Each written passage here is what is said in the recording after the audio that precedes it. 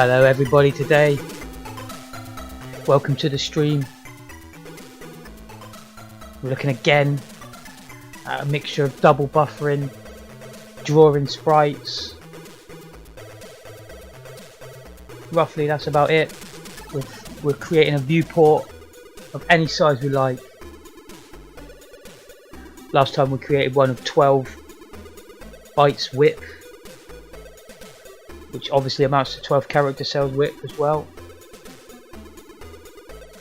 It wasn't wide enough. It's not wide enough. Need a big boy.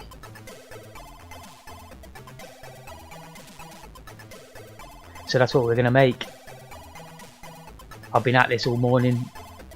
I had some silly little error, but I was determined to have this stream be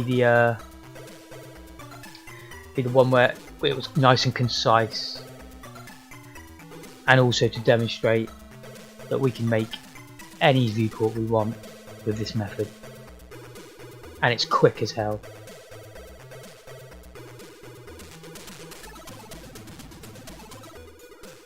We'll just enjoy a little bit more of this Spectrum demo music and we'll get stuck right into it.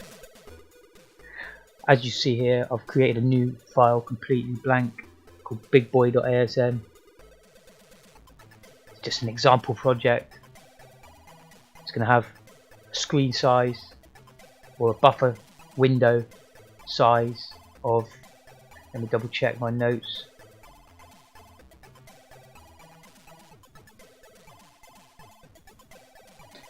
24 character cells width and 16 character cells height. Now that's a large portion of the screen. It's about 2/3 of the screen. So that's perfect for us.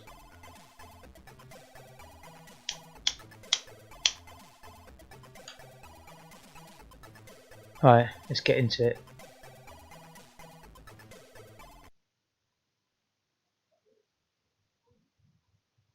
Alright then. Where do we start with this? As always, I will make it so it will compile and run, and then we'll get into making the code. So we'll define an entry point. I'm going to be explaining stuff that I've explained many times before, because I intend this video to be a nice concise version that I can point newbies straight to, rather than they watch all my live series. I may even edit this video down later. I've already got a working implementation. This here is just a little test to see that we get it compile.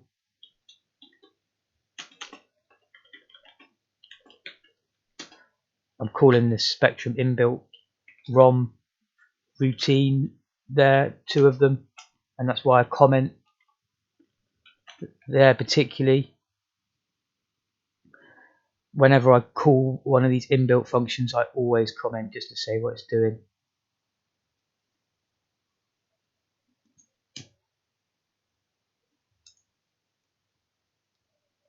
After that, we'll go straight into our main loop.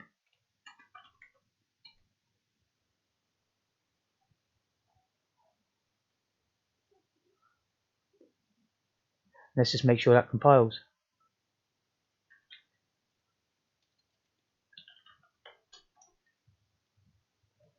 So if you haven't seen any of my videos or any videos with this, what I'm doing here before, you do want to check out my first 2 videos. One is setting up your dev environment. The first 2 in this series in the playlist on YouTube. It's under Retrocoder TV on YouTube.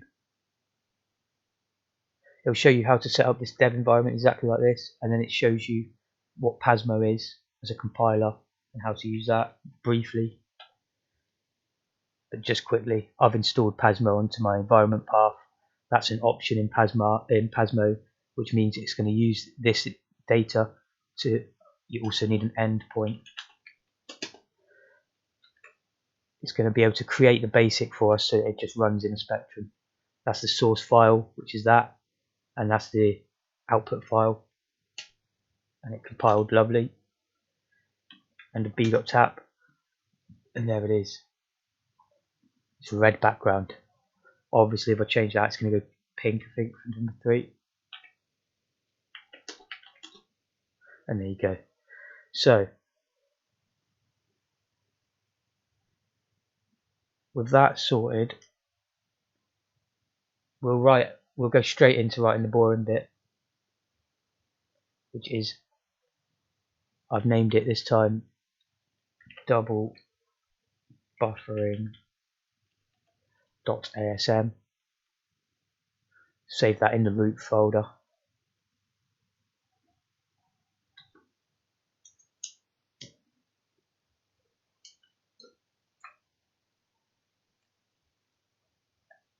Now, last time and most of my other videos, we've had a constants file.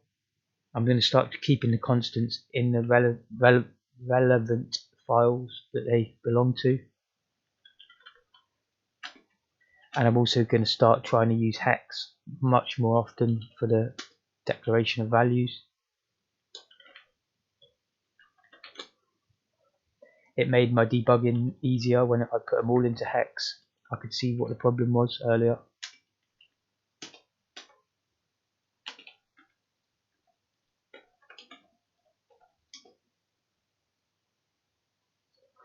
So I've defined a constant to tell us where our memory starts, where we're going to store our buffer, and how long that data is going to be in bytes.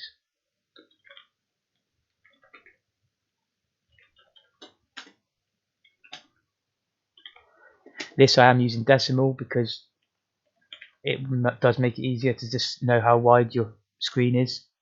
Well, otherwise it would be OX18 and it starts getting confusing. Now, this is a weird one, buffer chunk length. I could just put, in fact I should do, because that's all it is, and then if we change that, that will automatically change. But for now, I'm just going to leave it at 12 because I ran into problems and I ended up just changing all those to be straight up numbers. But if I have a good enough memory, I'll just leave that at that. If I have a good enough memory, in fact,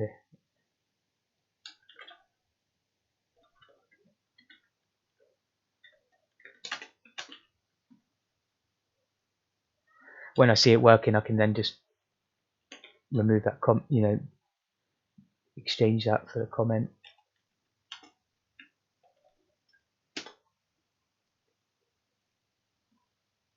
That's the size of a segment of our buffer, not of the screen.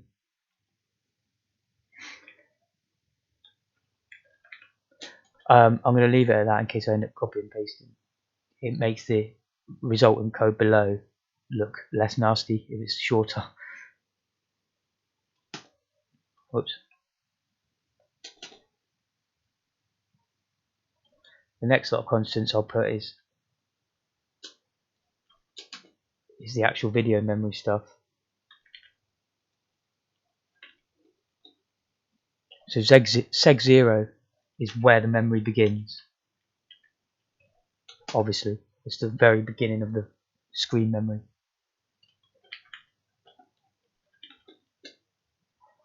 If I do go too fast for you and you're an absolute beginner, I do have earlier videos. Some of them there are a bit of waffling in there, but there is some crucial knowledge leading up to this point. You'll probably understand it better.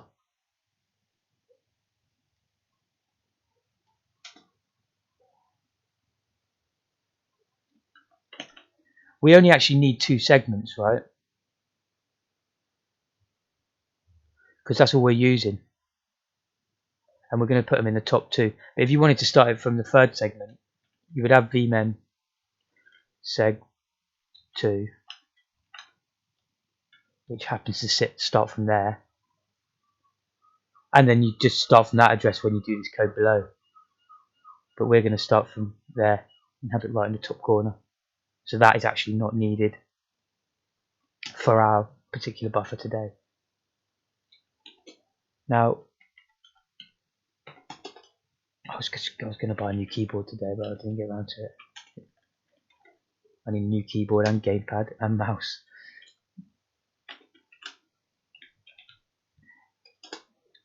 That is how many, that is equal to 256 bytes.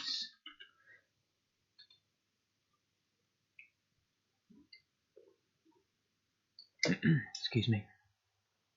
That's how far it goes down just to go one pixel line down. The way the spectrum memory works is it skips down 8 lines each time for 8 characters, and then it goes back to line 2, does them, and skips down 8 times. So that amounts to 256 bytes per line as a step.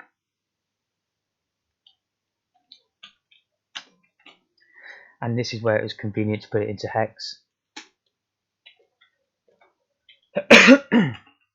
Before we had this as decimal, I don't know why.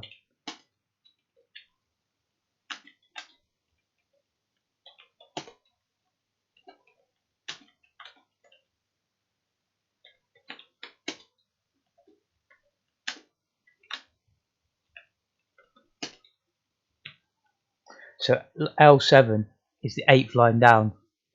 We don't need one for L0 because the offset would be 0.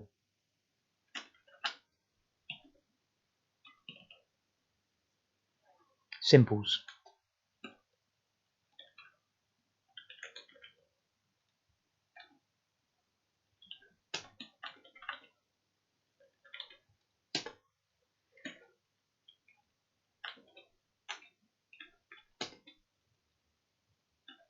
So that's equal to 32 decimal, and then they just double. This is why once you start going through this, and repetition here, what I've been doing has helped me learn. The spectrum layout of the memory does start to make sense. And I can now see why they use YX instead of XY. Because in the screen memory, the Y bits come first as well. And that means that you can increment just a high bit byte.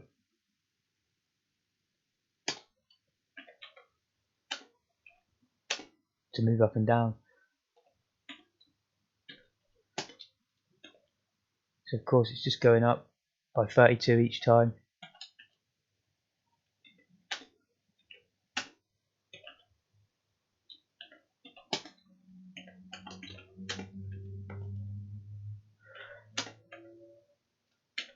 So if you were watching all my other videos, this is all going to be pretty much the same. However, I feel that this is worth doing. I do like to repeat things so that I do learn them instead of just forgetting them. And also, I've tidied it up a little bit. Some of the names are a little bit better.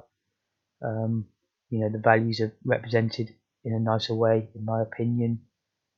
And there's just a few, I changed it a little bit. Just the name here, for example. Draw game window now. That's what our routine is going to be called.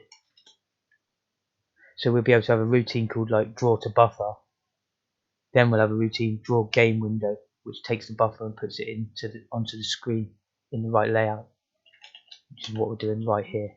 So if we assume that we've got a memory starting at 8000 and in a straight line, it's done like a 2D grid. That's how we've got to picture our data. But our screen layout is not like that at all, so we have to convert it into the right order. And the easiest way I could think of was just to brute force, go through every line and tell it what offset it should be at. It works the quickest way, I think. I really do.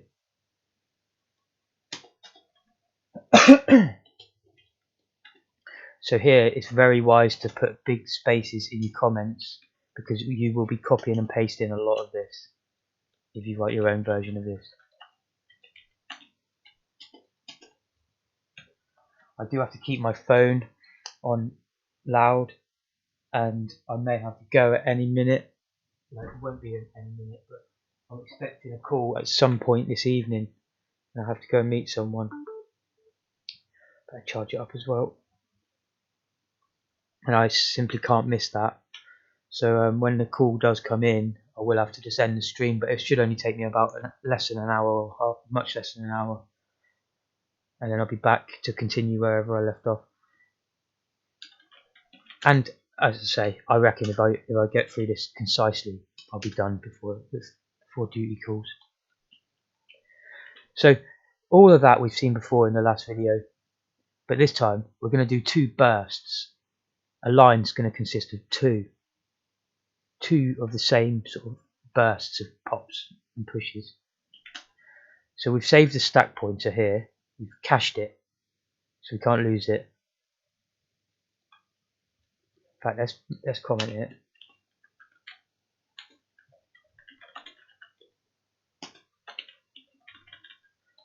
Okay, so we cache that address. Right at the bottom, in fact, before we forget, let's restore it.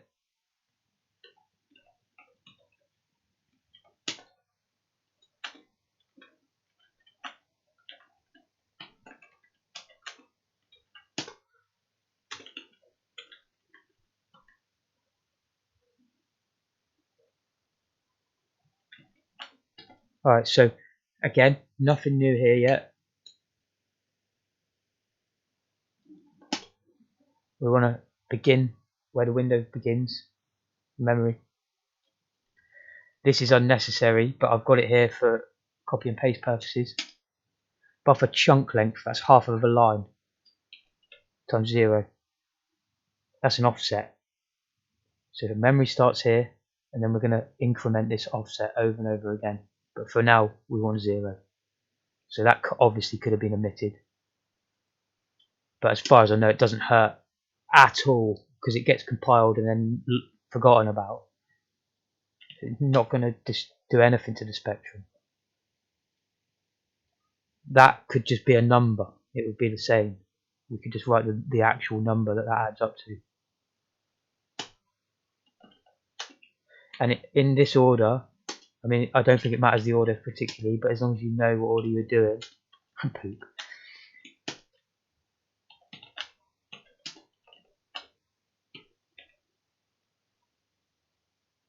That's the order I chose. And of course, 2, 4, 6, 8, 10, 12 bytes have now gone into the registers from our buffer.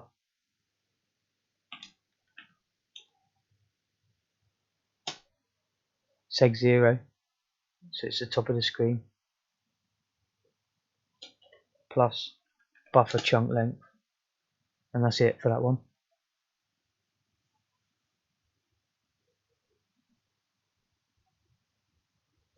Now, the reason we went plus buffer chunk length is because when we push, we've just popped all that data from our imaginary stack, which happens to point at our memory of our buffer.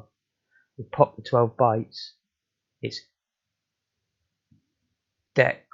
incremented the pointer 6 times, in fact 12 times, hence going forward 12, and now we're going to push it and it's going to go backwards. And you have to of course do it backwards.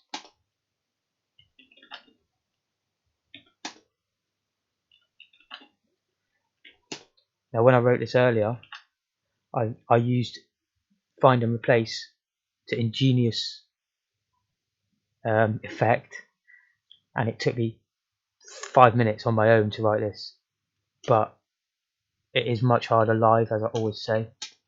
If you haven't tried it, you probably think I'm talking rubbish, because I used to hear people say things like that and just think, nah, you get used to it surely. But for some reason your brain works completely differently as soon as you click go live, even when you don't know it's doing it. That's the whole of the first burst. I'm calling them bursts, half lines. So now let's be super good with our comments. We're now in the second half, or second burst.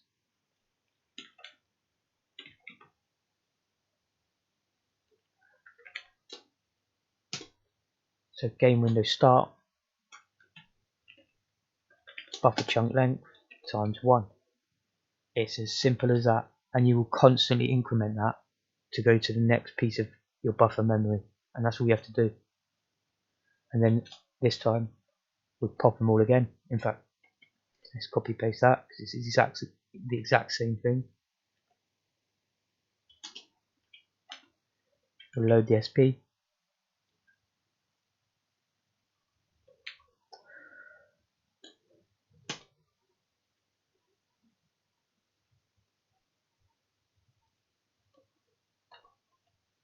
This time we want buffer chunk length times 2,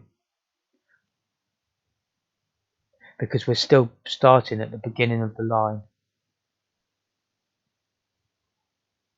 Okay, so we need to be right at the end of the line this time. We've done the first half of the line, and these two stay the same throughout this code, all the copy and paste, but you will add another offset, which we'll see any minute now.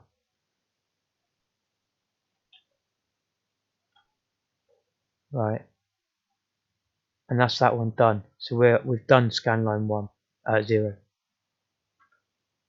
copied it, pasted it. I immediately change the comment every time, then I know I don't get too mixed up. We of course need 0 to 7 to be one complete character cell. What I already told you a minute ago was it goes down this amount per line exactly. But of course our video buffer memory doesn't do that. So the way I do it is these always increment. See, I've already messed it up. You've got to be careful. 0, 1, 2, 3.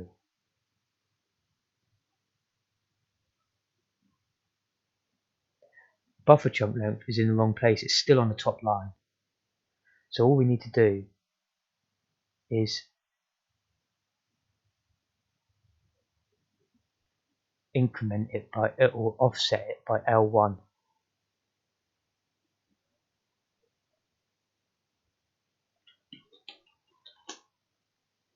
Both of them.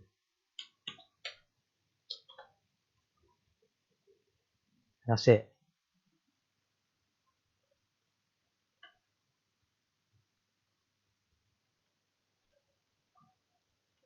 Scan line 2, 4, 5. The only thing we've got to change there is that to that, that to that. So hopefully this will start to make sense. Just changing a few offsets each time, but always taking a new bit of our memory. So 6 and 7.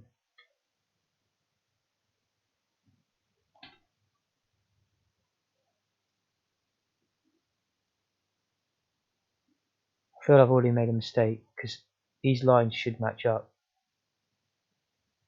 That the L number should match up with the scan line. L1, L1, 2, L2. Oh, I haven't changed the comment yet. That's what I was saying a minute ago about I immediately change the comment, otherwise it does get confusing. So scan line 3.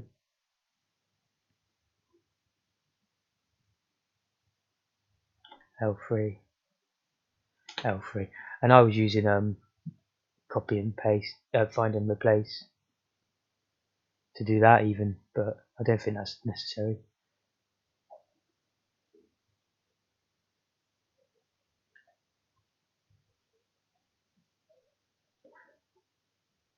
All good.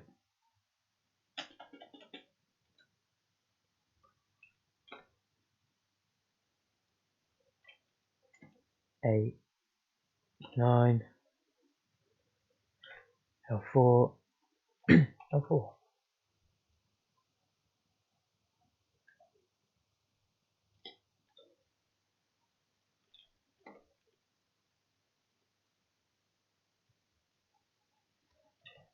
10, 11. It's not going to take as long as you think this. Maybe 10 minutes or so. And it sort of demonstrates how easy it is just to recreate. And I haven't even used the exchange registers.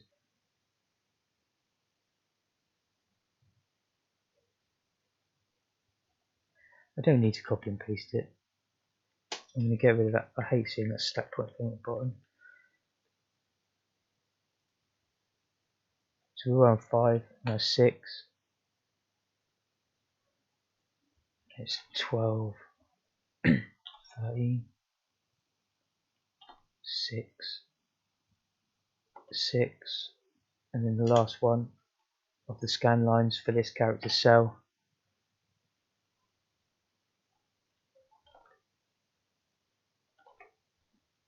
And you can start to work this out. The way it's written, you can actually work it out. There's 2 chunks per line and we're on the 8th line, so we know we actually haven't missed a number out. Later on that comes handy, comes in handy. L7,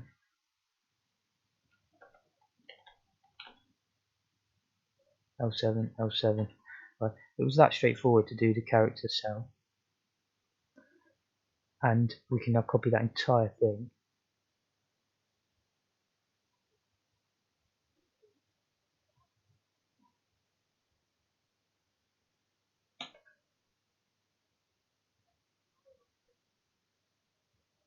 So that was character row 0 only.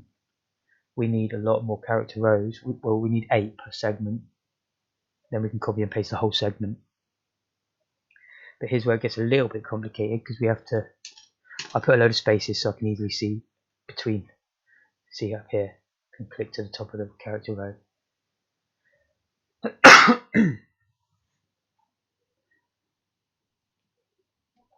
We're now on character row 1. I can't stress enough to just change that first. It makes such a difference. This can all stay the same, all of it, except for all these offsets. And I mean, we could just copy paste. We could add another offset to here if we wanted. But I've been manually changing all those. We'll carry on doing that. It might be safer. Before we do that though, we've got to add C1. That's it. So we're moving down 1 character and doing the exact same thing we were doing. So the best way to do that, when you look at how it's written, because it's these we want to change. Sometimes we have this plus here, which isn't good. Most of the time we do. Shouldn't matter. Right, what we need to do is just go. Oh, first we have to copy it all. Select it all. Just this character.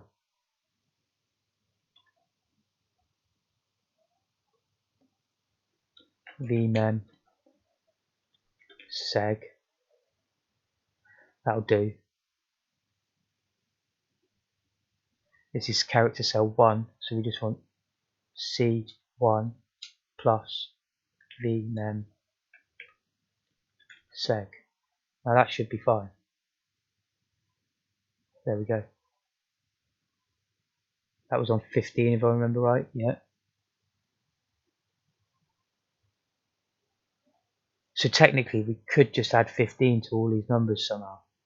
We could just put a check, we could just do the same thing with that and just add 15 at the front. No, I don't like it. It's going to get more complicated. It's better just to grin and bear doing this. Not that one though. Yeah, it was that one. What am I doing? Do have to be careful.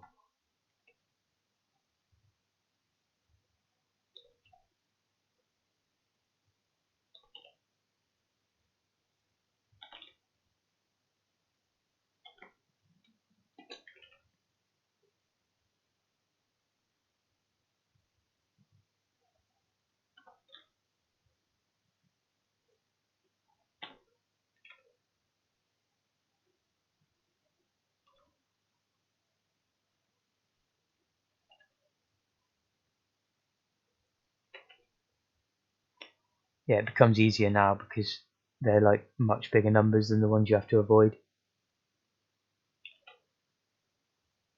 So at least there's not much chance you type in the wrong one now.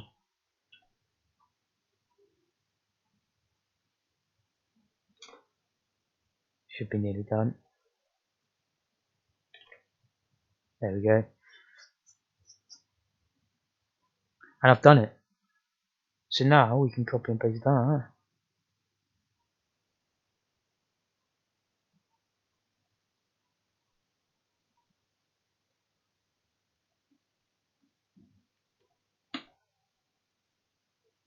Probably tuck him back a bit before we do it. Put him down like that.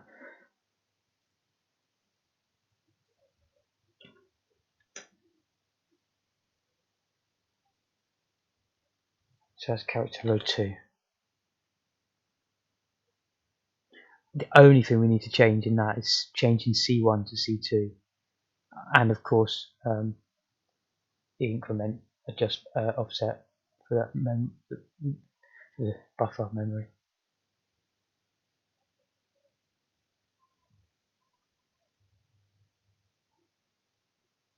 Okay, C1. There's 16 of them. You always want to check that. Make sure you're in the right place. Then do it. Do that. So that's that one done. Well, we have to change this. I probably should have come up with a clever way of doing it, but this is where most of the time's getting eaten up now. I think it makes the code a little bit clearer afterwards, though, once we have done it.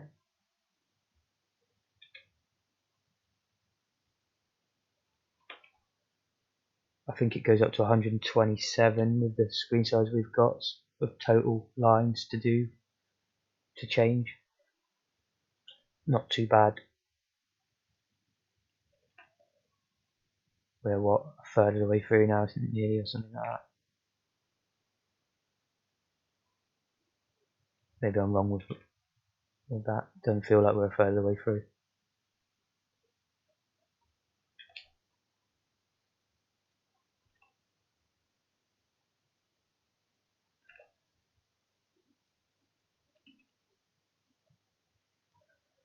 $47, is that right? I think it is, yeah. That's 48 bytes for 3 cells.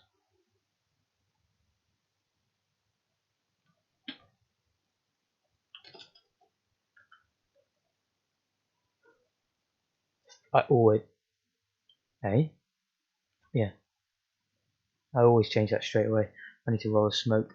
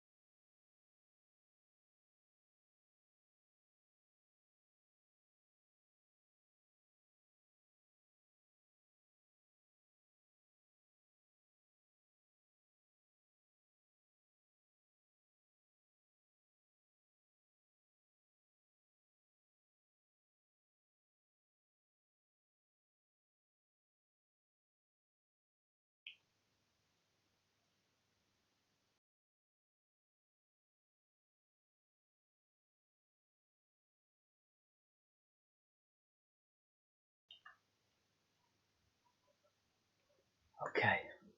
So I did change that. So we've got to remember to change them. Did I do that last time? C2, I think it did. That's C1, C2, C3, good.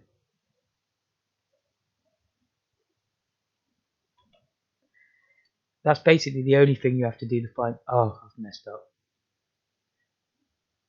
Gotta be careful.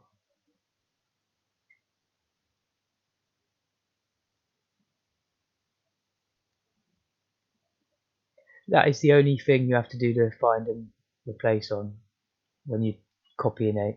Oh, I've done it again. When you copy in a character row like this. And also, if you're using this program, you have to make sure you press that first. That's why I kept messing up that. There we go. This starts from 47, so this needs to be 48 and onwards.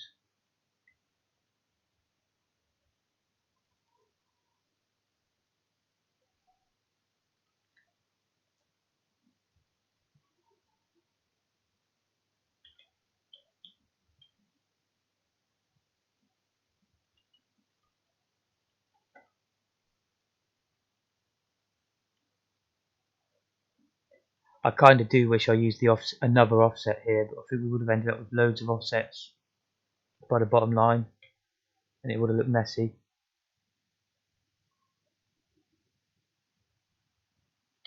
But it would have made life a lot easier.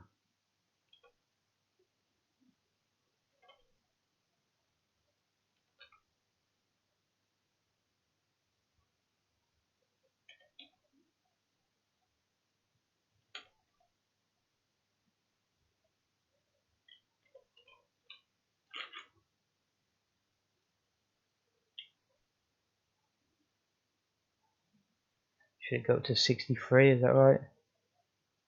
Yeah. Perfect.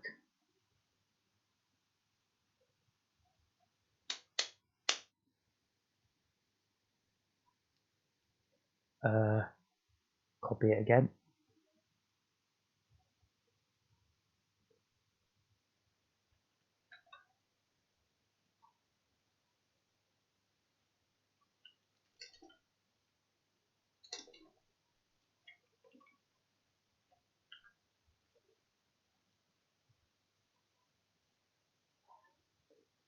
Immediately change that.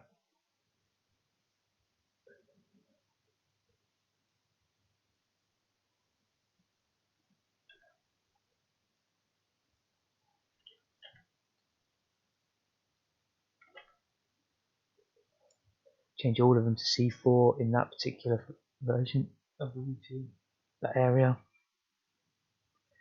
And then just yet again, starting from 64, just go up.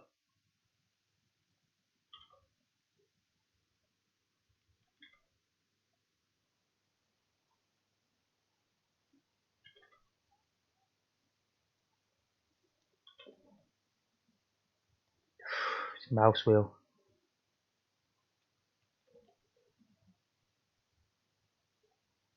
I'm going to start using page up and page down.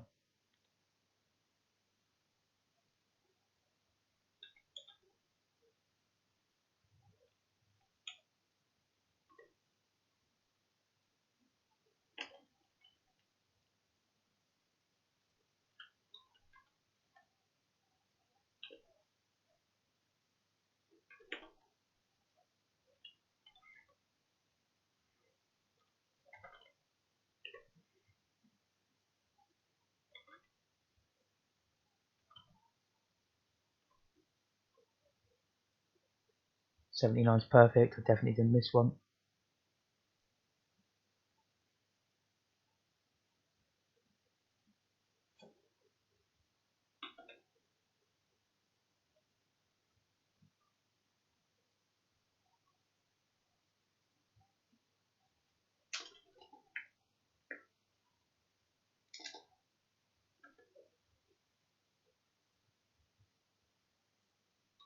Instantly change that.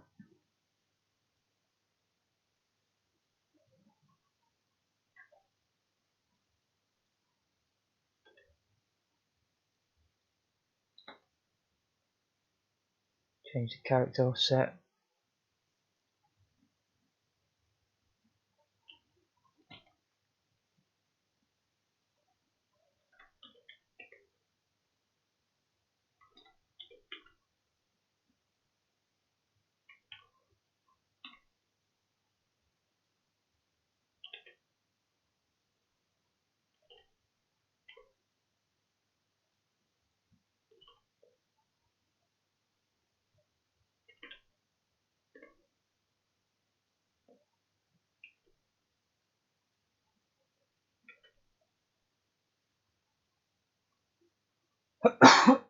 Feels like we've done too many.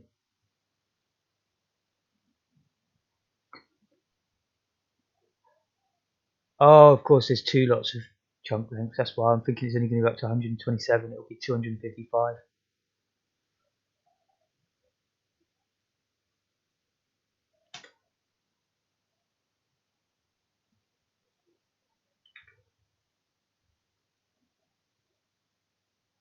So quite a long way to go. More than we're not even halfway yet.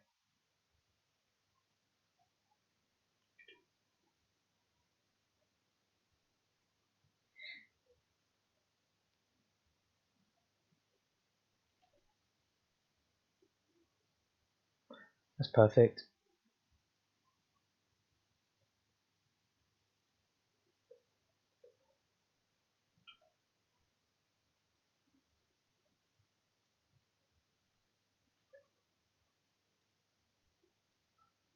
Almost done with the entire segment. And then things get a lot easier.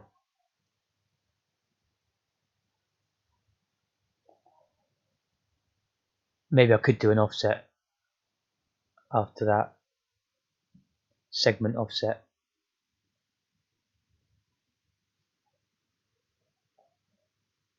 Anyway, let's get this finished. So I'll do it in the same order. I've changed the comment.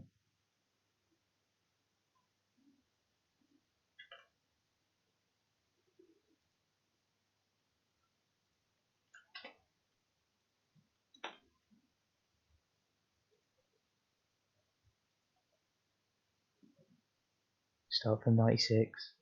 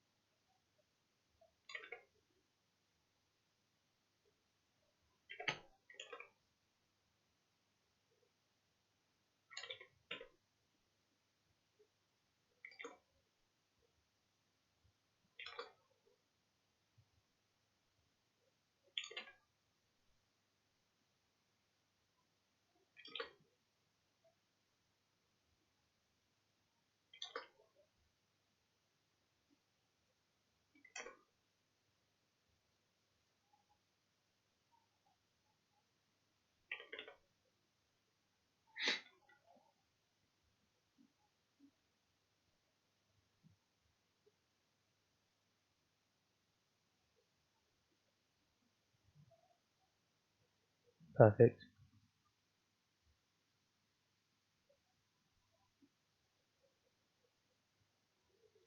And then the final character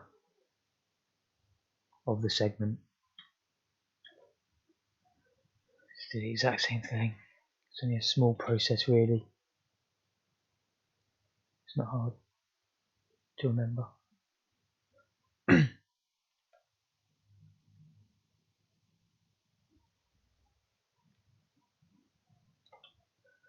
I mean, you really don't want to get this find and replace done in the wrong order and end up messing that up, because that'll be a nightmare to debug for you.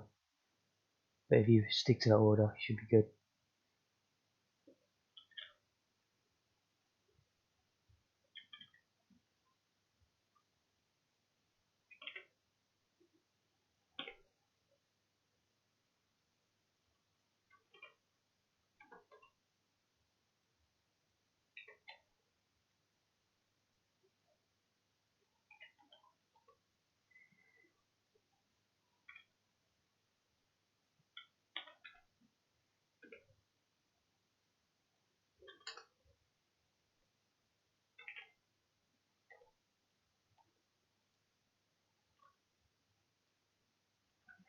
Oh, so many to change.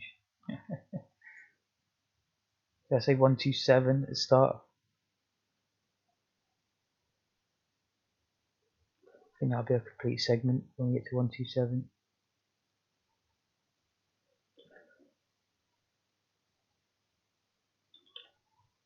Yeah.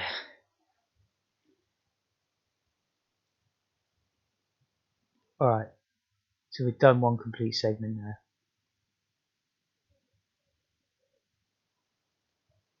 We just copy that whole segment.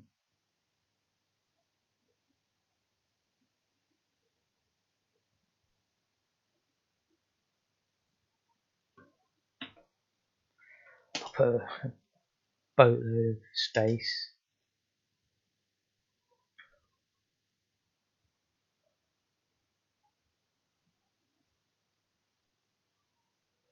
Find that space. Let's make it even bigger. Now we could just figure out a way of adding an offset. I think we just need to add 128 to that, yeah.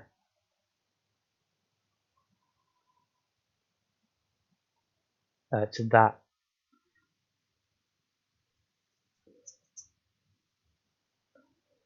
So we'll do that in a minute, but we'll immediately change the comment. I went against my own thing, just created the next segment. Now we need to match up the commands. All this is the same, you know, everything's the same except for seg.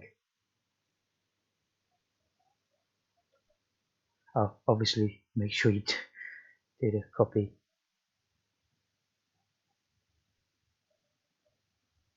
You notice they were all seg 0. Well, we just want them all to be seg 1.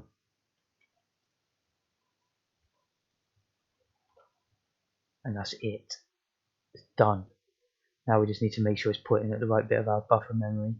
As I say, if we copy and paste this, I think this is going to, do you know what, I'll save it now. And I'm even going to just save it to the GitHub, just in case it doesn't work. I can't be bothered to go and delete them all.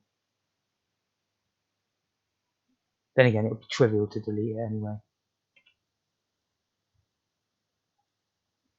But that's done. So, I don't know why I selected off. Obviously, I'm just selecting the one segment at the bottom.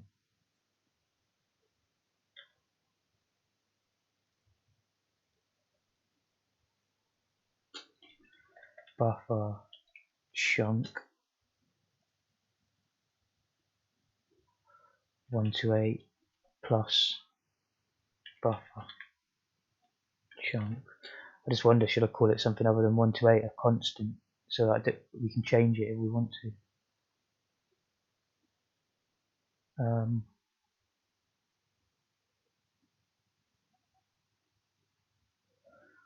just call it seg offset.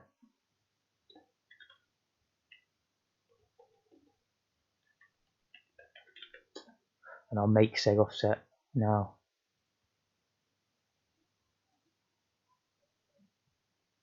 Oh, sugar. I didn't think of that. Hang on. I need to undo that.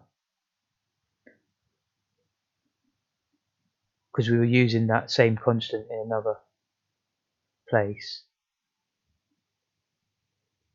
So obviously I just messed up the code. But I've got a way around that already, I think. There's a bracket there every time, isn't there? Yeah. So we're looking for bracket buffer chunk. Oh, sugar.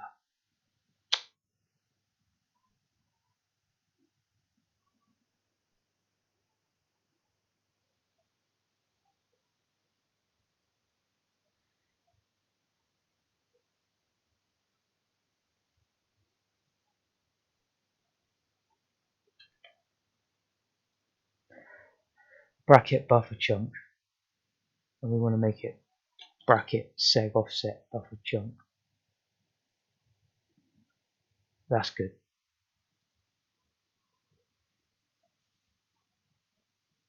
That's more like it. So now I just need to create seg offset.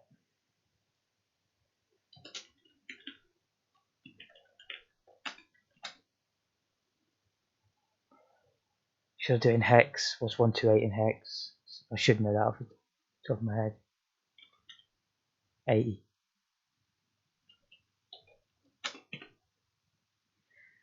Offset used on next segment when accessing our buffer memory. That'll do for now. That's good to go. Finally, that was quite long. That took me an hour actually, almost. Needs a return statement.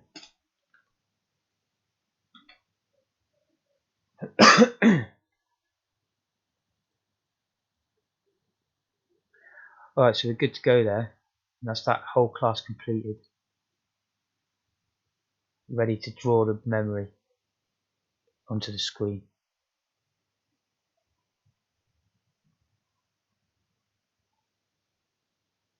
So the next thing I'm going to do is create a vsync routine. I'm going to give it its own folder, a file as well.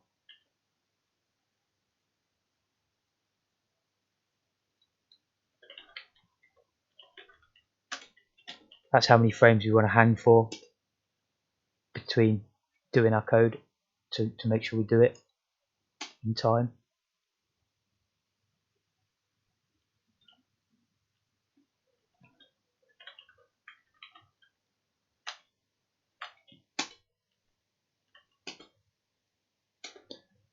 We're going to be caching the frame count directly from the Spectrum memory and then testing it each frame so we know how many frames ahead we've got.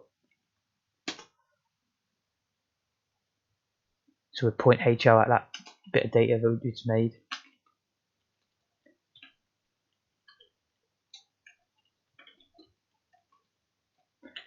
This now means that is an inbuilt part of the Spectrum again, which it's a frame counter.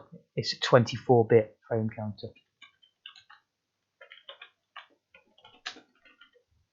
So now we know what the frame count is at that time. We'll subtract the previous frame count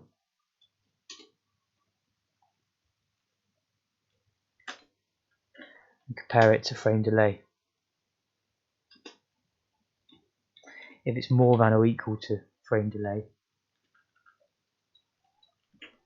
we'll go to the end of the loop. If not, we'll wait.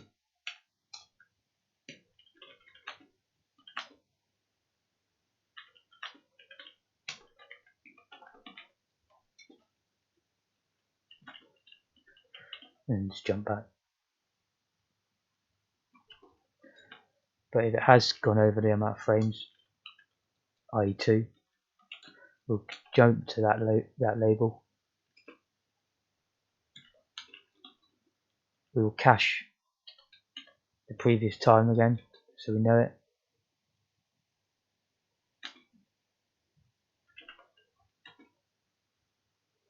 Or current time, I guess. Current frame count.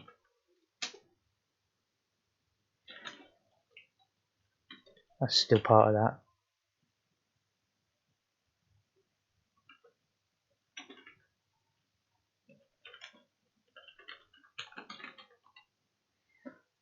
There we go. And then return. So that's like a basic vsync. We should be doing some code in here really. That's another time. Let's include those.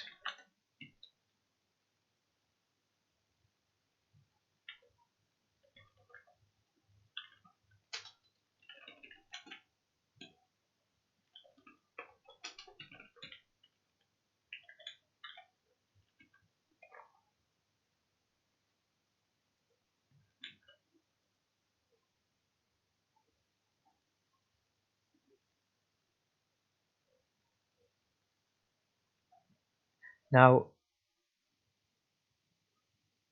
I'm famous for my absolutely terrible artwork. You know, I don't put any effort into it whatsoever. It's not about the art for me. So I created this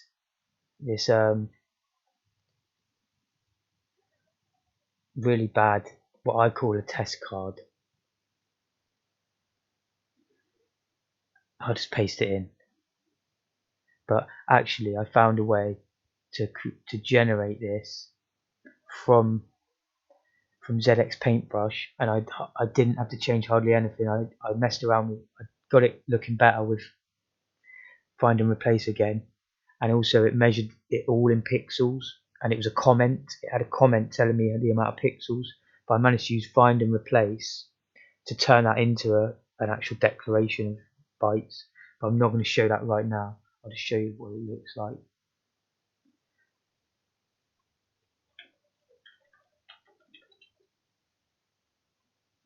Alright, so it's test cards .asm. This is what I just named it.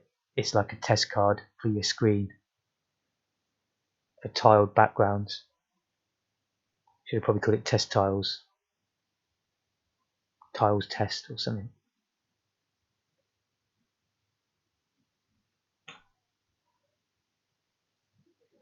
Inside test cards is this. Loads of tiles. And they're horrible, like I say. But you could easily draw your own. And I got it in ZX Paintbrush. I drew a full screen image and exported it as tiles like this. I'll show you how to do that in a minute.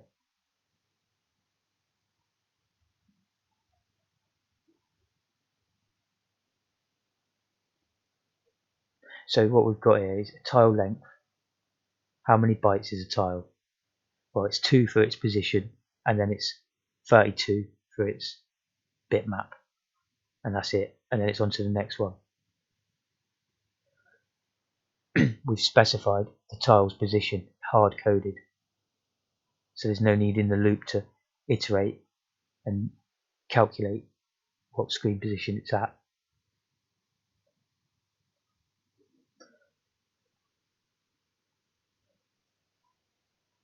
With that made, let's get to drawing it. So I put a halt in there first, slows it down to when the scan line is going back to the thing, so i.e. 50 frames per second. Not cool. Well, maybe I should make the function first rather than putting the main method in. Draw tiles.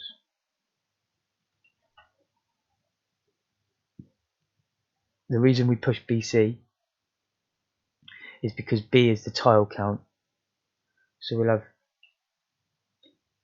inputs to this routine. B equals tile count, which is a constant.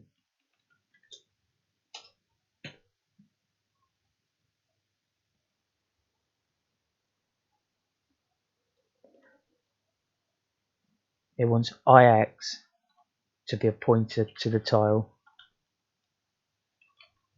data pointer. IY, because we're trying to we're trying to access two parts of it at the same time, actually works out better to use IY as well as IX, because that wants to be the tile bitmap pointer. But we don't want to change the data pointer. We want to just increment them by the same amount. Otherwise we would have had to take the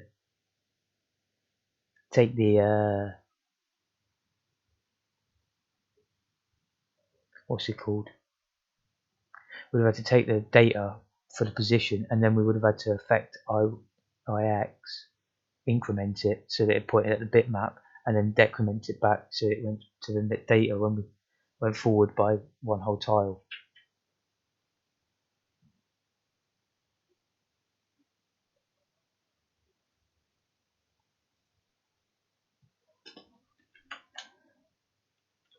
but you can't do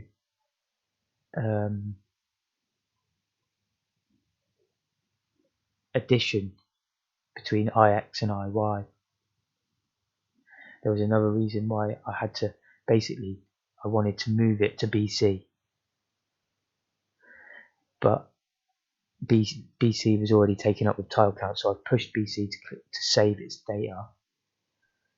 I've then pushed IY so that IY's pointer is on the stack, but then I pop it to BC. So BC now equals what IY was. There's probably a better way to do it than that. I've done that in a hurry, like a while back, and I haven't rewritten it because it works.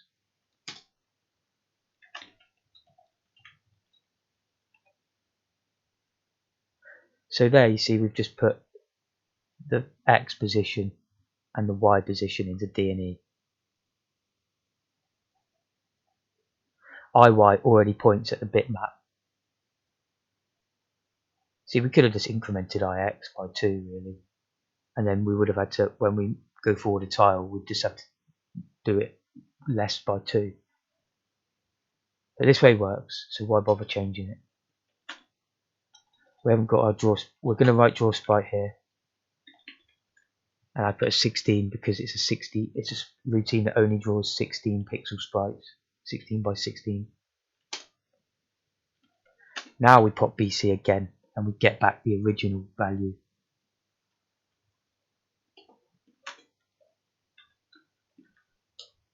We load the tile length into DE so that we can just increment both the pointers by DE.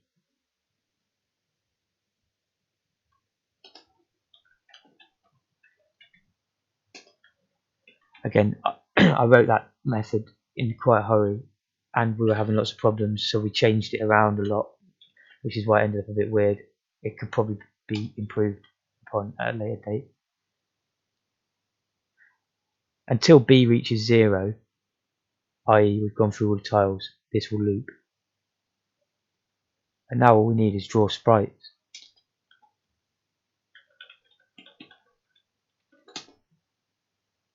This is a hefty one, but it's a simple one again, but it's boring. I believe that might not be necessary, but I've done that in debugging to make sure HL was 0.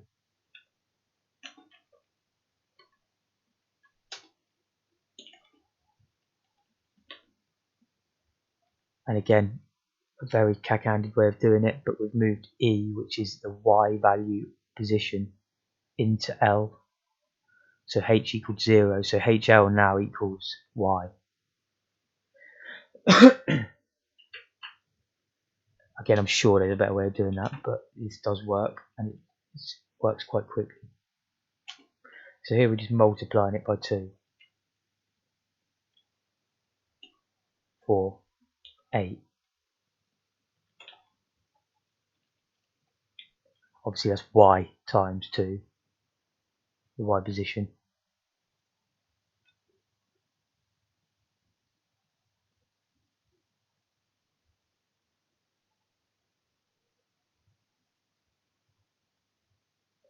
I've used the same trick again.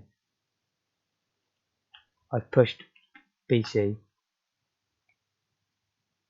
just to store its value because I want to use it again now. I push HL to the stack and pop it to BC. So BC also equals Y times 8 right now.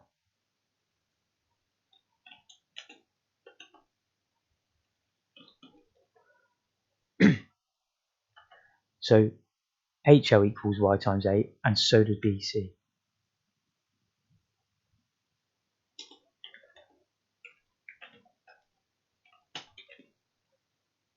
Alright, so now HL equals Y times 16. We just added it together again. Why not comment it?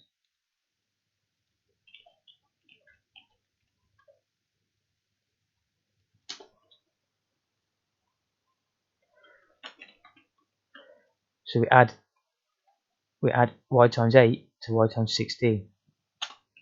So now HL equals y times 24. That was just my lame way of doing maths on the Z80. There might be better ways, but it works for me. Until I run into problems with it, I'm going to continue using that method. Pop BC to get it back how it was. A lot of these probably aren't necessary, like I say. It's not important though, it works.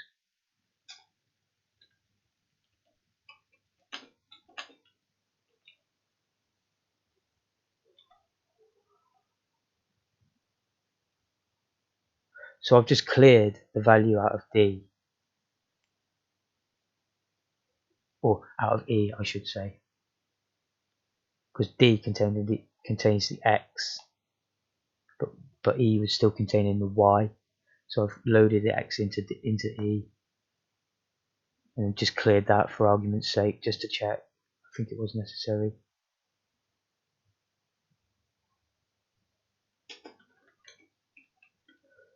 So all we've done there is just add HL with X pos.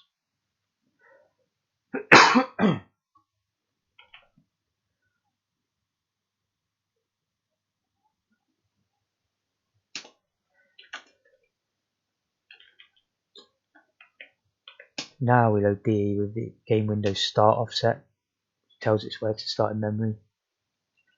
Add HL to that as well.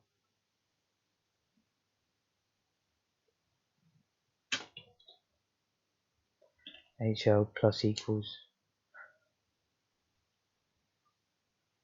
window start.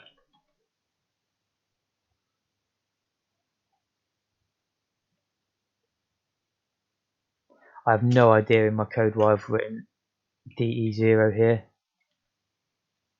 but there might have been a reason, so I'm going to leave it. There's no comment. I think it's a mistake, but it doesn't make any difference.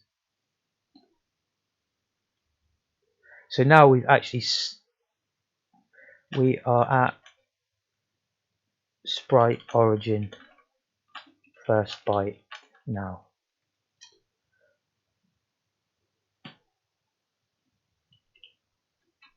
So we're at 0, 0.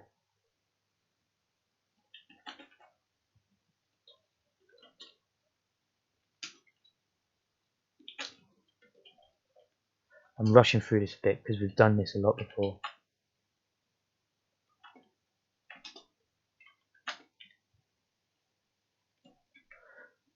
Okay, so took it from BC, which points at our sprite. That's why I was doing all this pop BC and push BC rubbish.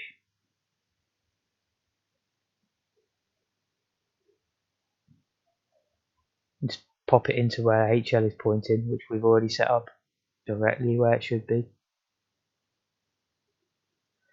Now we want to move forward one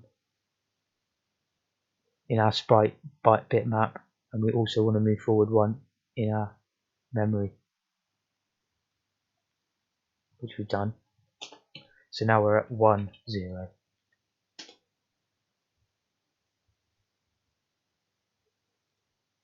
Got to do quite a few of these.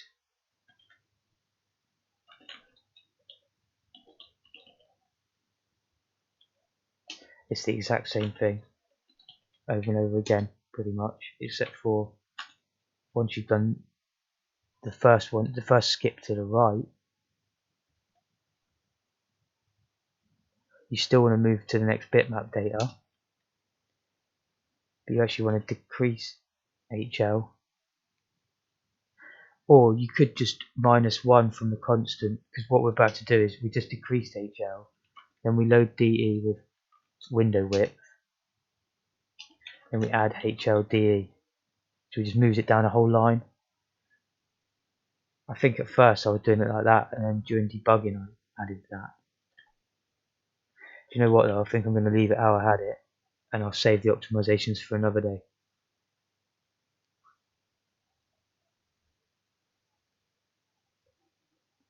So now we've moved down an entire line. We're at 0, 2. No, we're at 0, 1. And at this stage, I'm going to copy and paste what I've got in, because it's very much just copy and pasting the whole time.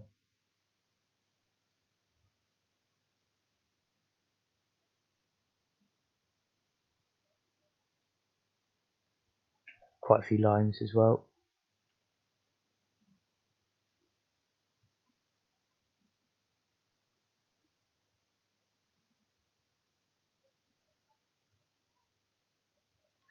So I hope that makes sense to you.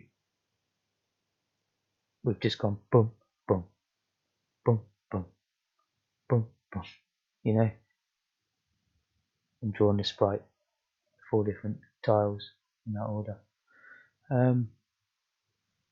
You do the same with colour later on as well.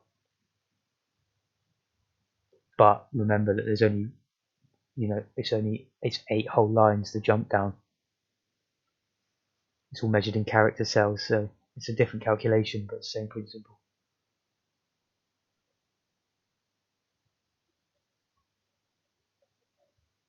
This should work. This should be the end now. Unless I've missed something.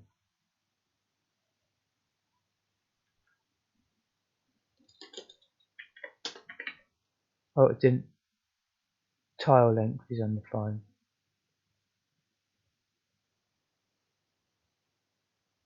Is it? Did I not include that? No, I didn't. Testcards.asm. Oh, have I? I haven't done the main method yet, have I? No. So all we need to call in the main method is the draw tiles routine.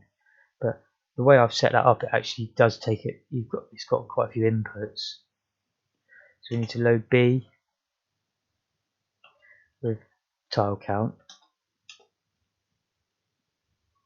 We need to load IX with annoying test card, which obviously that's here. All this data. We'll load IY with annoying test card plus tiles property length. Now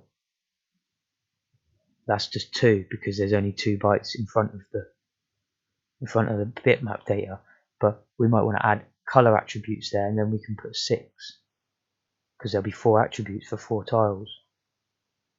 We might want to add some other data, is it flashing or something like that, although that's held in the attribute, but there could be another reason why you might want to, is it visible, is it solid? There's loads of things you might want to add to that.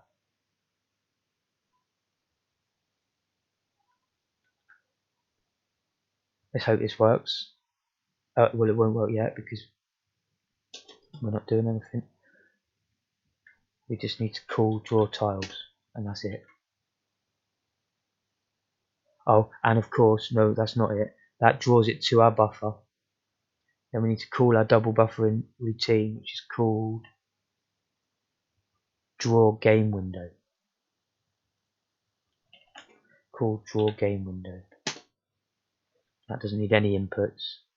We also made the vsync to make sure it has enough time to do everything. That's just called sync. Call it afterwards.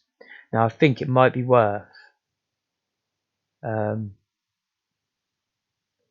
coming up with a secondary sync that doesn't wait for very long, and doing that, and then doing a sync before and after all the meat is done, which is like the main muscle is done in this part.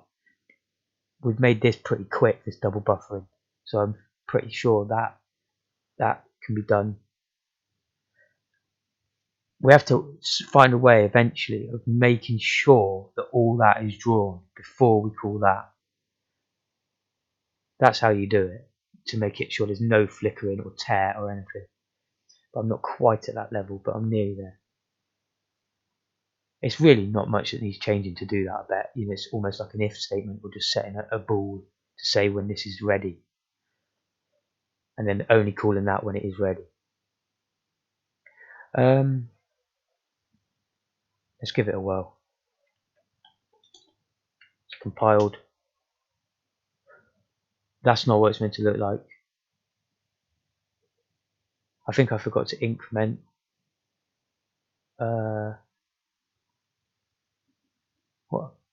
What have I forgotten here? It looks like I'm incrementing there.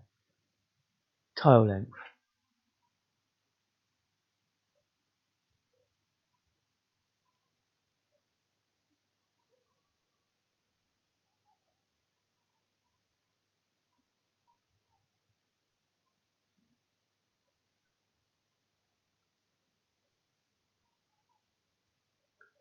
I started from this weird amount deliberately, just to leave a bit of space.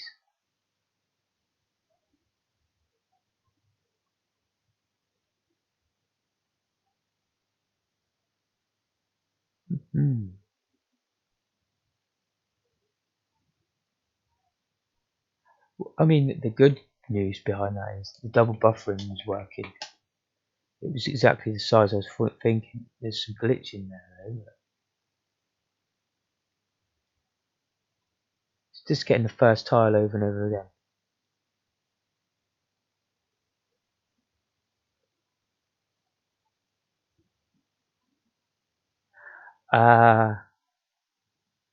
I know what it is. I had to reduce these for the colour. No, hang on, no, they're alright.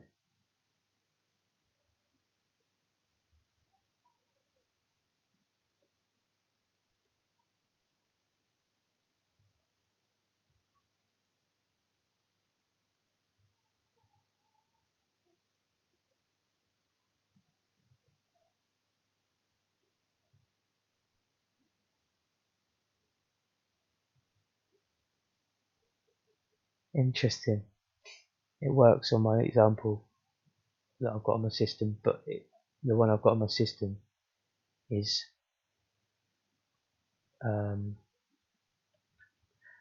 quite a bit more complicated. I've got a player in there running around and stuff. I didn't want that to be a part of the video really. That didn't make any difference.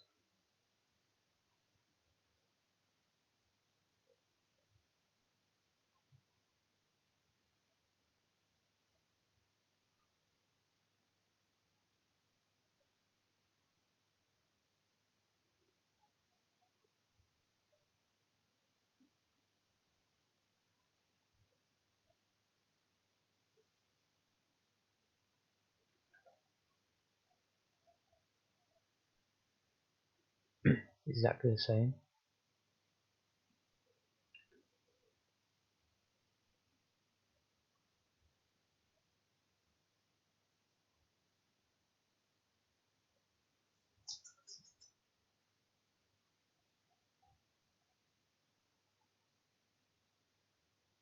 That's really strange.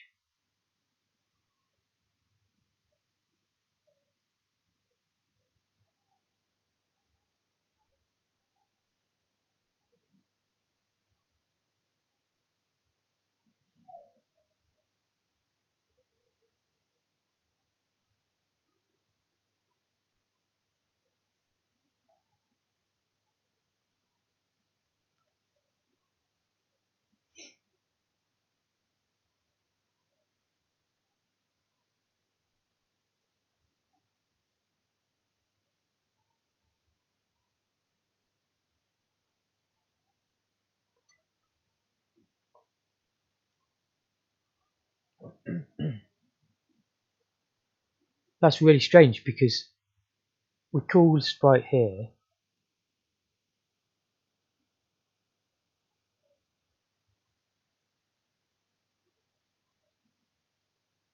pop.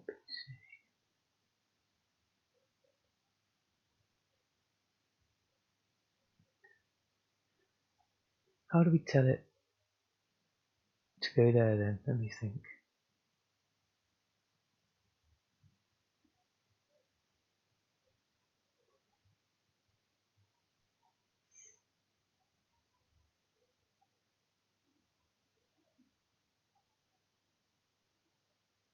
I mean, that shouldn't make any difference whatsoever, but I'll try it. Oh, it has. But it's not correct. That's funny.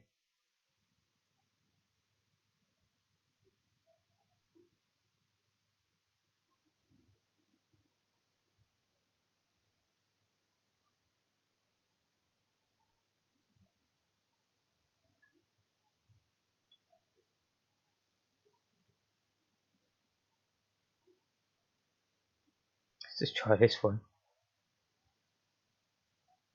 And then delete that.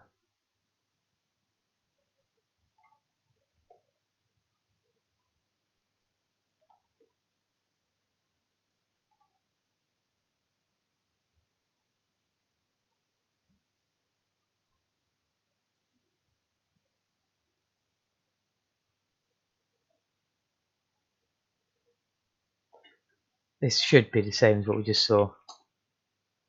Yeah. So there's something I've messed up in the double buffering.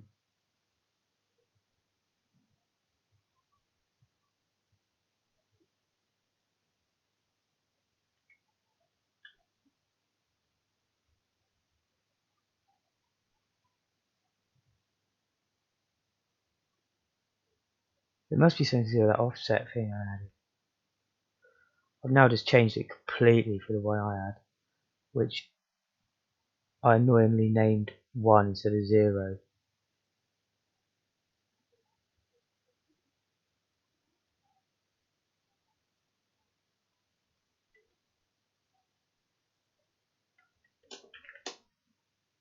There we go. So there would have been some, I think it might have been that offset on the second segment that was knackering it. I probably could have just changed the offset. But what I've done in this one, the only difference is, other than that silly naming, I've called it seg 1, but I've actually started from the top. I mean, look, you can just, so now it's not the top of the screen anymore where it starts. There we go. But the difference is when you get to segment 2 here, which we just called segment 1 a minute ago. Ah, look, it didn't need the offset. What am I talking about? That's where I messed up. I put seg size.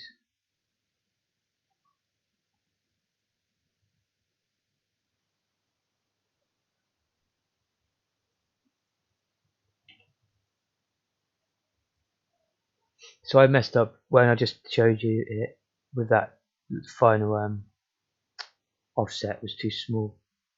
Should have been this amount.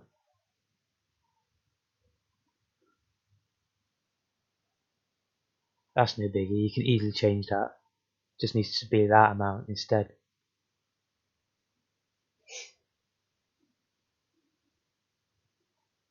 So now we've got a big boy border, big boy buffer screen. We'll make a UI soon, you know. We could easily have another segment there. But let's try that.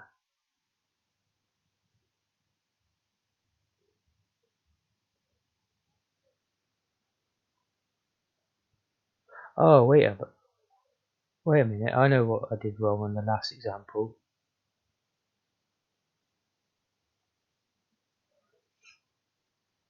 We just didn't add the seg size.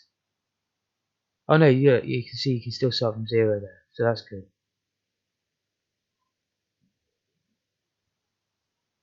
So now if I want to make seg 0, that's the only pain, isn't it? What have I done here?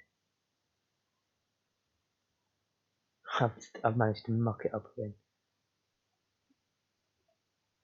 So let's try and make these all start from seg 0.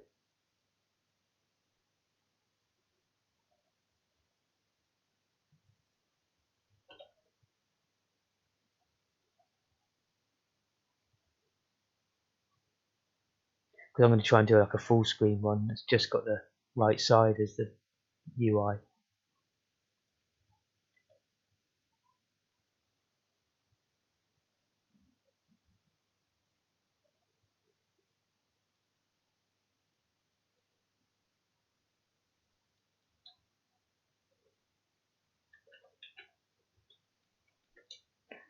I could end up messing it up, but I don't think I will.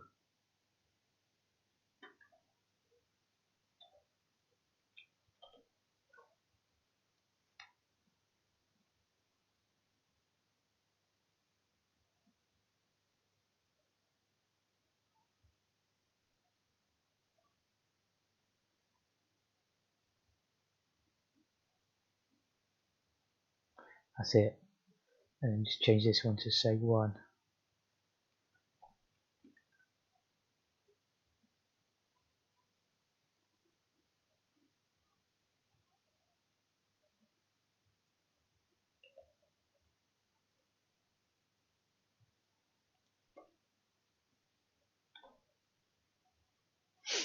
Okay, hopefully it starts at the top left now and looks perfect. Yes, it does. I'm going to add the third segment, but it's not going to have any bloody tiles in it.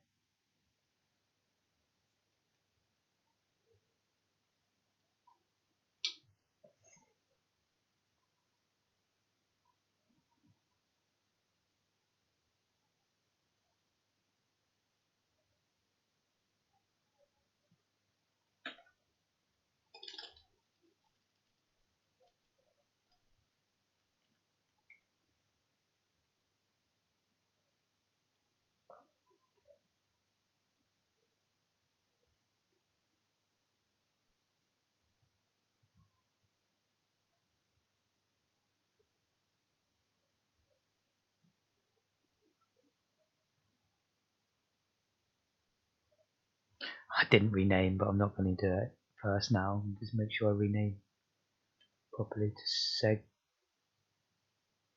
2. Oh.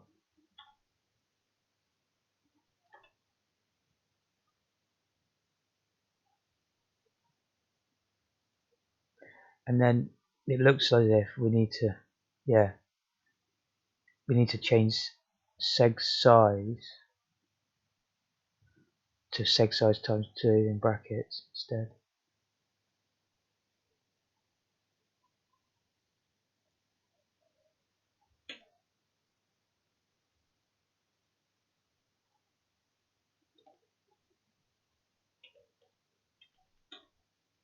There's only 128 of them, that's perfect.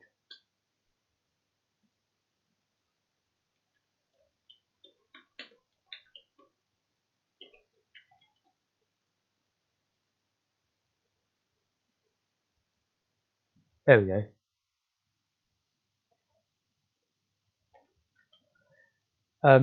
Annoyingly, we're not going to have enough tiles. We need to figure out how many tiles we need. And I'll probably just like create a black one, all filled, and then copy and paste it a load of times. Or something like that. Right.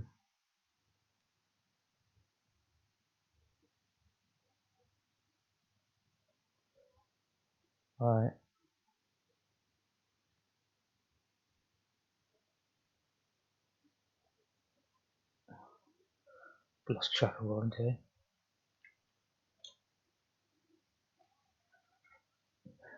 So we need 48 tiles.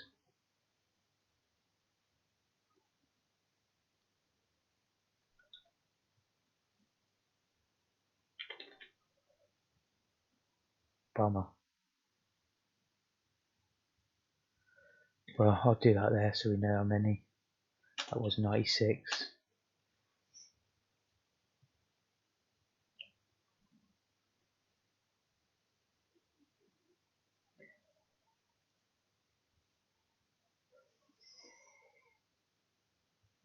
In fact, that's going to take a while in itself. We might as well. Whoops. My mouse and everything's useless. Right, let's move that over there.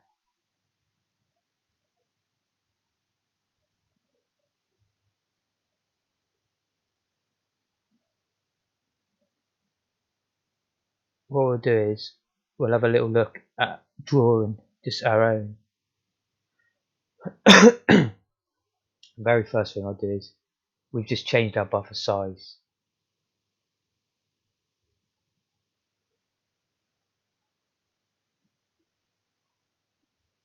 So that's taken us up quite a bit.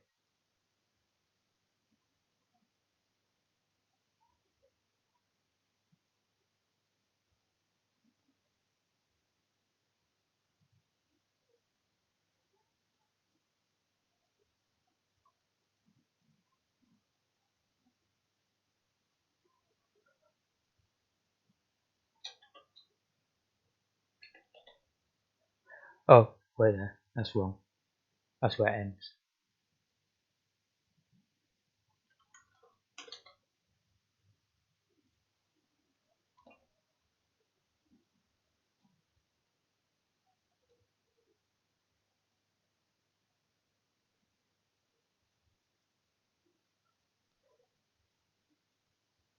So it ended at A400.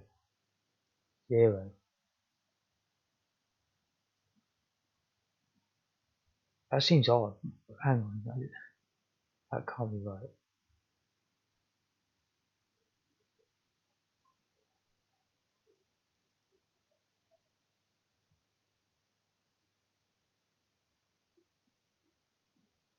No, that's well wrong.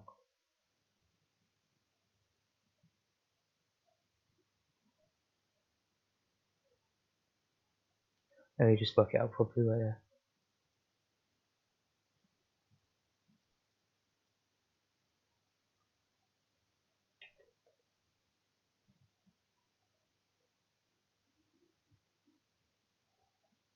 That's better. So in theory we should be able to start our game memory space there, but I did have problems earlier doing that. I'm just going to put one extra bit there. In fact, I'll put two lots. Sod it. That'll be alright for now.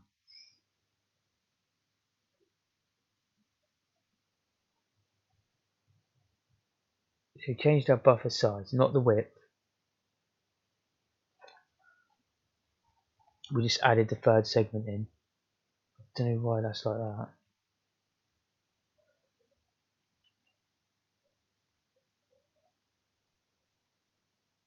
Uh-oh, that means I've probably done a change and replace across the whole board.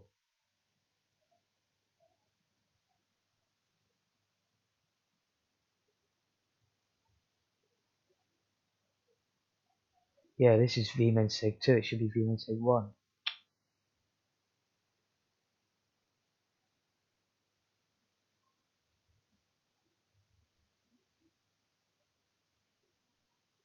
That could have been nasty.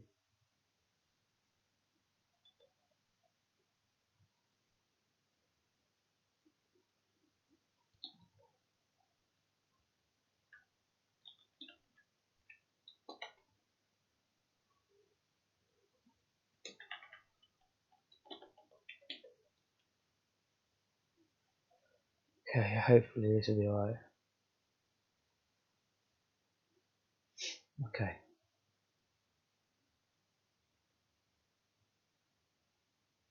Alright,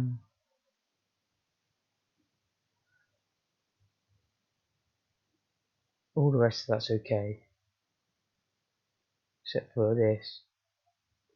It's 24 by 24 now, isn't it?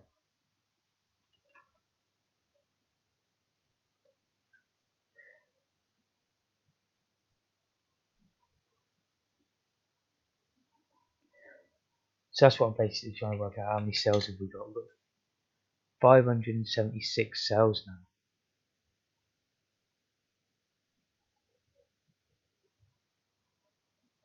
Is that really correct?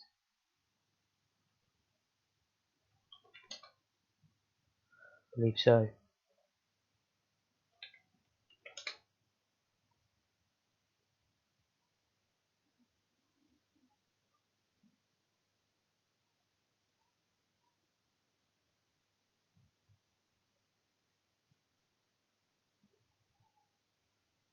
So that's correct. I'm pretty sure that's all correct. But our sprites ain't. We're going to need something else now. A better card. Let's just call it background. Let's get rid of test cards. Well, I probably should have kept that open because we might want to use it as a template, but I don't really need to. It did have some constants in there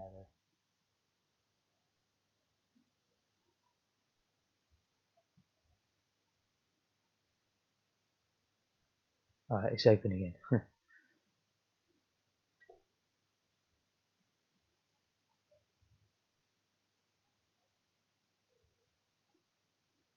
Let's remove it from there. So if we leave it, call any, if we leave any calls to their functions by mistake, it'll give us an error.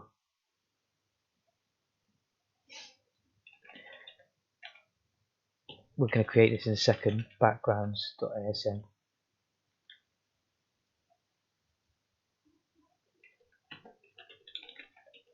Backgrounds.asm. If we look at test cards really quickly, that's going to be the same. Oh, of course, I was working the tiles out wrong because I was working out how many 8x8 tiles there are. But that's obviously going to be wrong as well.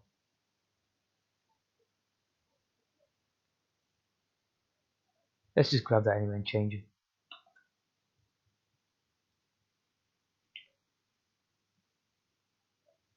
So that's going to be okay. Got to work out how many character cells. We've got 12 by 12 is what we've actually got, isn't it? So still 144, that doesn't work out.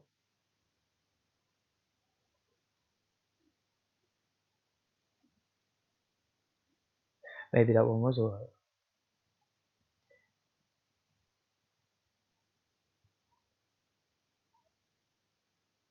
That's definitely correct now. I think it was wrong in the first place. I reckon we were painting 2 lots.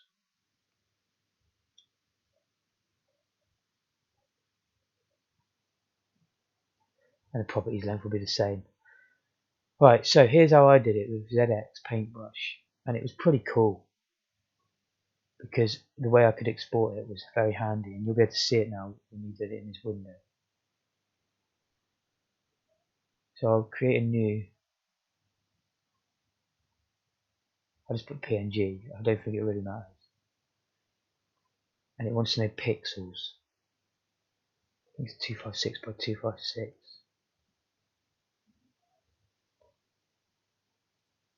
We could work that out just to make sure. We've got 24 times 8 pixels width. Oh, 192 look.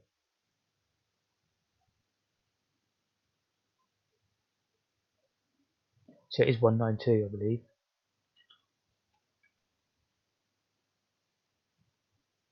But the whole screen height, hang on, am I doing some maths completely wrong?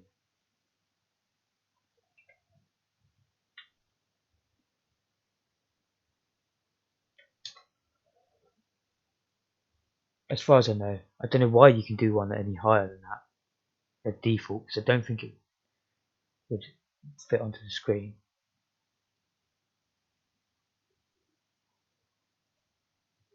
So that's our game window, that's our size of our game window. We can just draw on it and make it into tiles.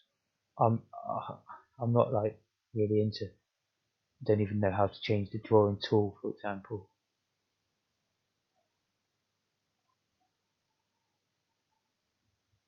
Pixels made in film though, that's pretty handy.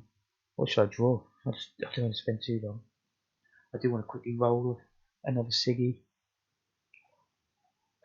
Maybe I'll just like retro code as cool as I can.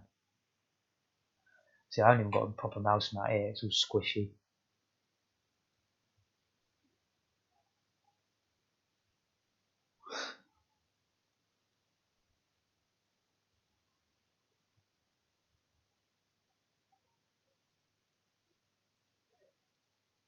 That's fill mode.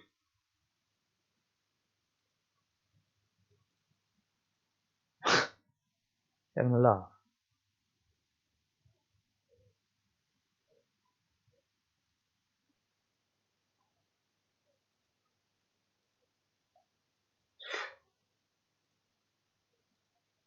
Seems you can't go into fill mode. By the way, here you can change the grid. That's set up for 16 by 16, so that's how many tiles we've got on our screen. But you can also go into pixel level if you want to, which is very, very handy. But right now I don't need that, because I'm not even going to do colours. That would be well handy for doing colours. Oh, now it's not even drawing. What's happened?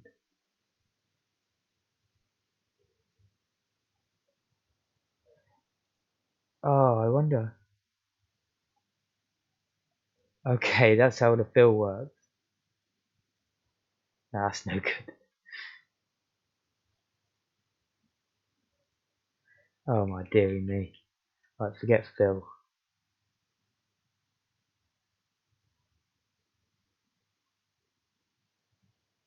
Oh, whoa, okay. What the hell? I'm gonna go all the way back if I can. I can't. Do you know what? New folder, new file.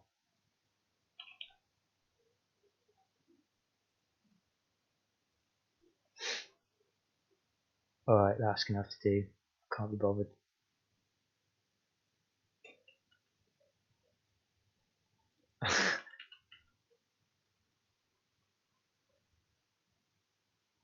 uh, how do you how do you do an R in this low res?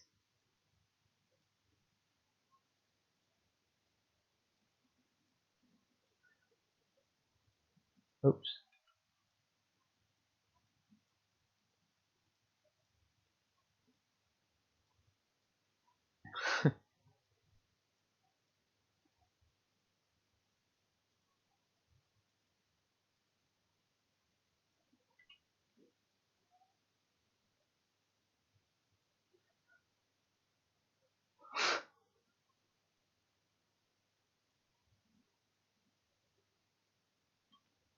Try to do it quick, failing.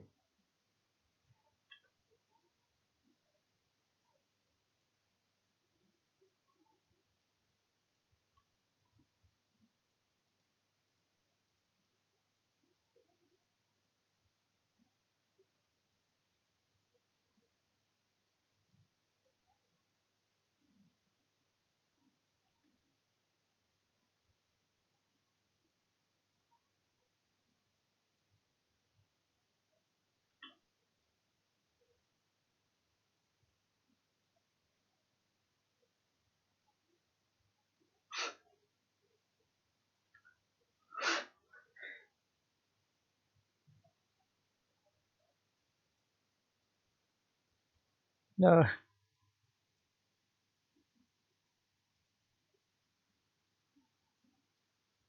Actually, I don't want to repeat anything.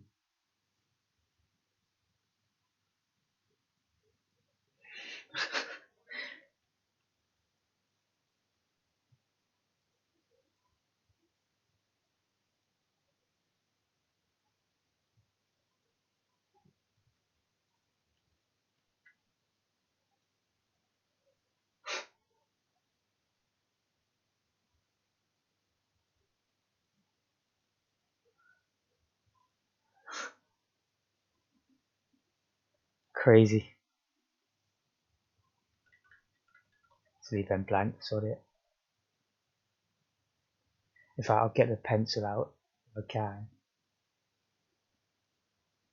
Just, oh, why can't I?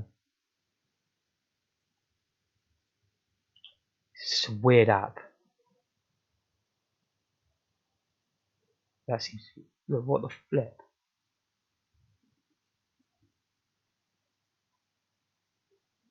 What?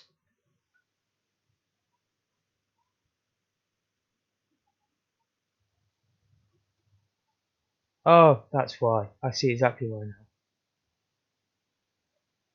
I changed the paper and the ink colour to the same thing. It's trying to mess around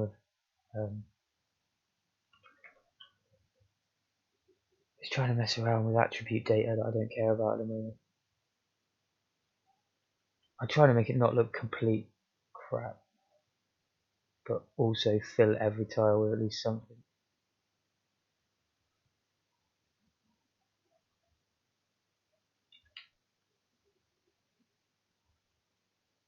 Huh. Okay, that's going to do.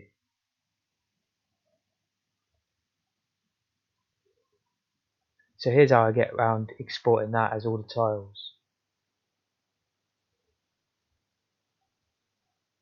So open this window, .asm, no name, brings up this information window. This time I've chosen block based output. That means tiled, and there's 16 by 16. I've set a space in the DB there. Include attributes, no. 2 bytes per line. Export to clipboard.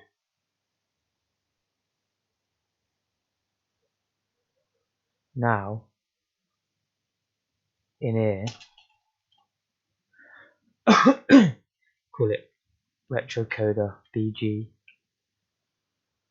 In fact, I'm just funny. I'll do BG retrocoder because then I can have a whole series of BGs.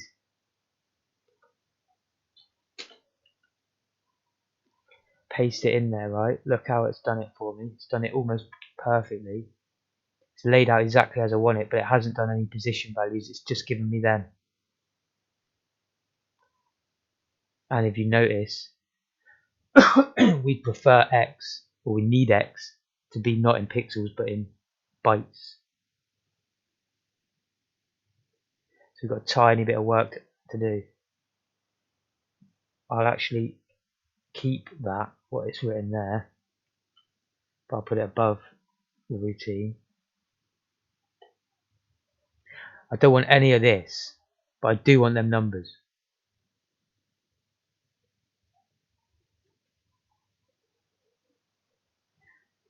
I'm doing it to the whole file this time.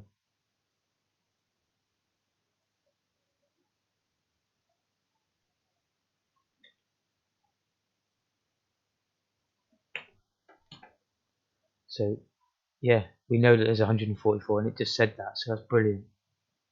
Oh, I've messed up. Undo that. We want to replace it with DB. Well, actually, tab. You can't tab, so 4 spaces DB space.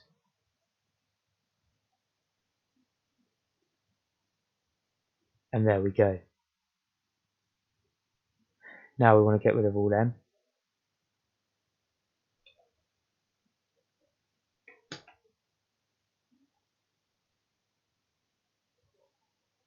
Perfect. Now we've got the problem where we need to change all the X values need to be divided by 8, unless we did that in our code, but we don't want to do that. So there's actually nowhere, if we selected just the binaries there, there's nowhere it could be 16, but I could actually look for DB16 just to make it so I didn't need to select. There's 24. You can actually see where they are in the highlight over here. See, that's messed it up, so that's no good. Well, DB16 comma is perfect. 12 of them, that makes more sense. Yeah, that's much better. DB2 comma. Luckily it's only the X values we need to do this for.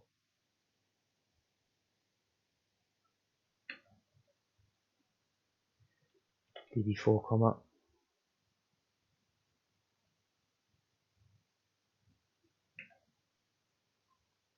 56, comma.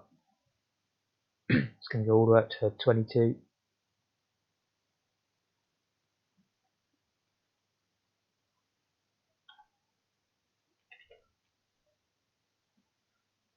The 8, comma.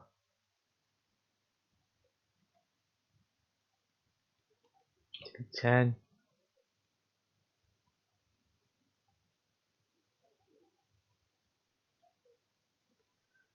12.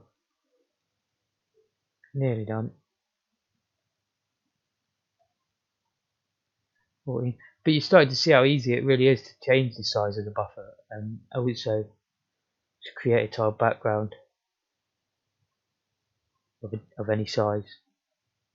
It's not that much manual adjustment, really, in my opinion. Really, it's not, it doesn't take that long to do this. Oops. Oh, that was lucky. I just changed it, but there weren't any anyway, I don't think.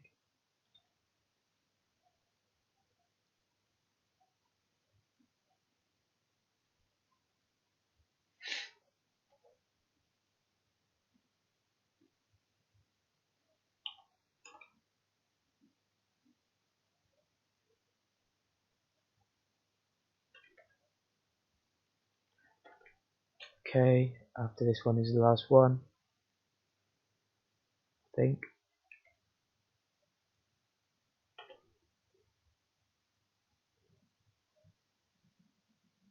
Alright, that's good. It's all done.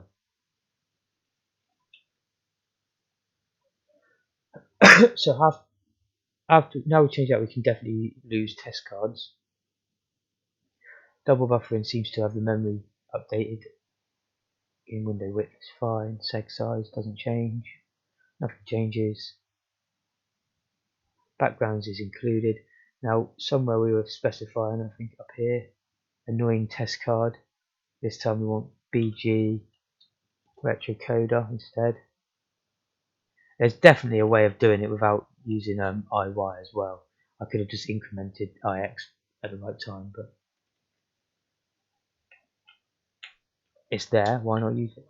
Oh, you dear, we've got a. This could be costly. I've got a error on line 4000 and something.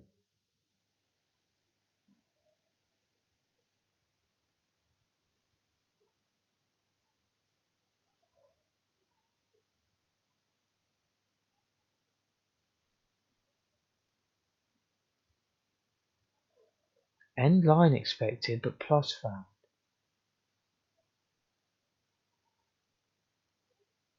Am I not allowed to do ×2 there?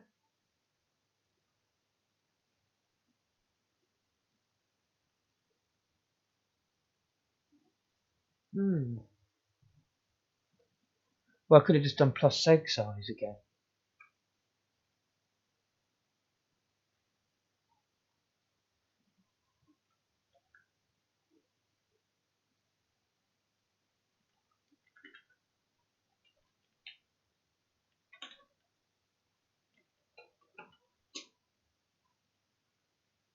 I wouldn't have even needed the brackets.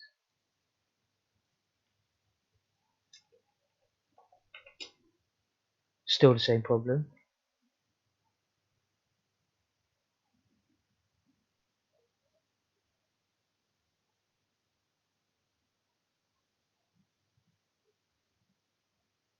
It couldn't be the bracket. I don't need the bracket there anymore, so.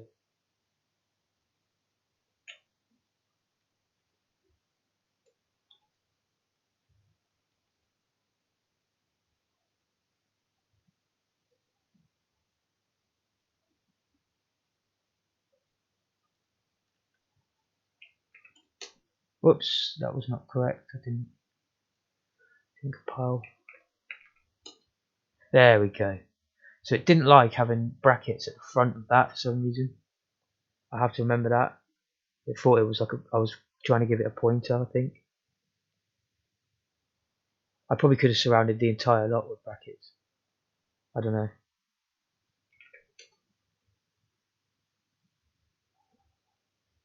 That is laid out correctly, but it's not exported very well. But I believe that to be looking correct, even though it doesn't. It's just the way I drew it.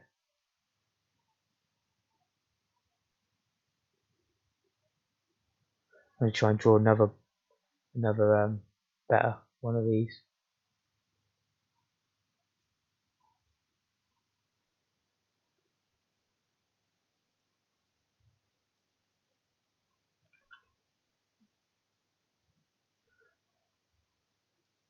So that's a pain. We'll have to. I wonder if there's any like automatic. Oh, I wonder, could I just import a PNG? Import like a monochrome image. Monochrome art, let's just see.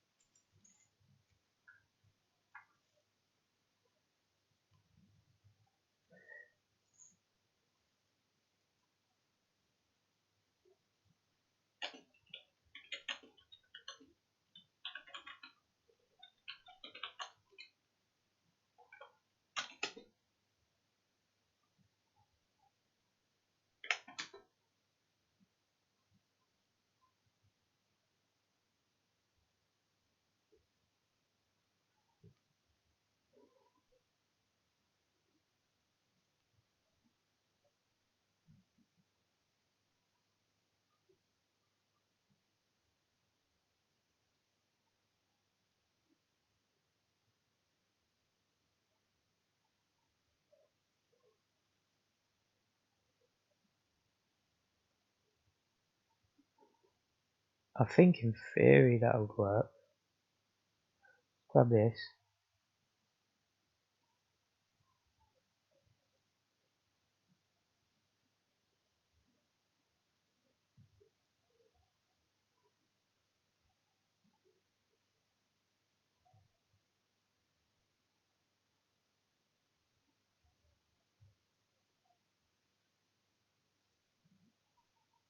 I'm going to open it up in GIMP and resize it to the size I want.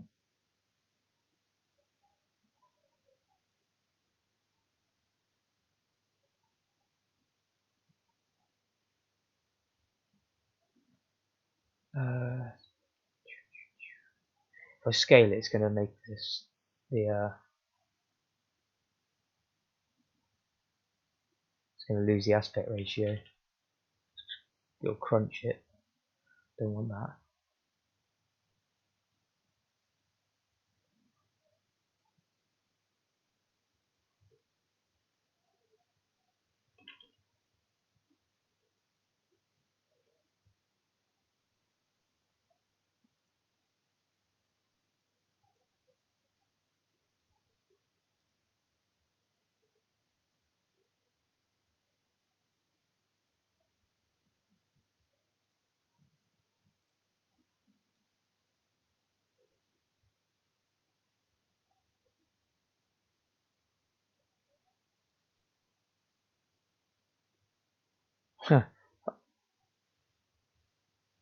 I didn't see where. Oh, there it is.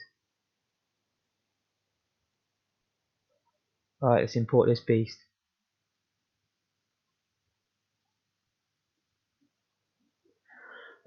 That's better for a tile background example, isn't it?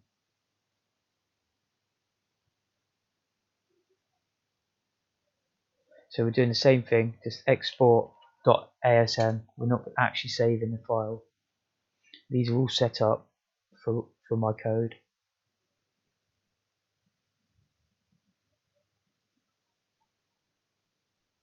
We've got that one background already made. Why not add another?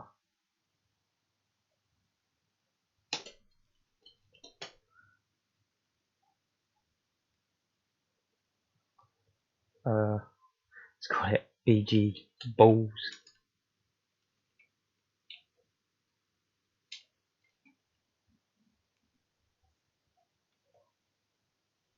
There it is. So it probably would have been ideal to make it its own file, really. In fact, I'm going to do that because I want to be able to copy and replace and stuff without messing about.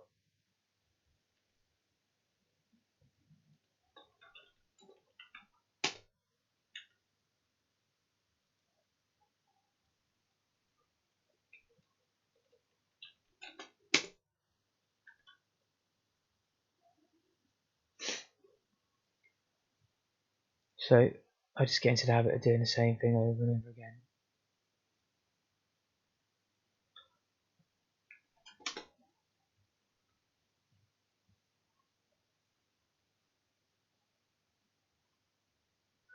So here's our data. We've just got to do the same thing we did last time.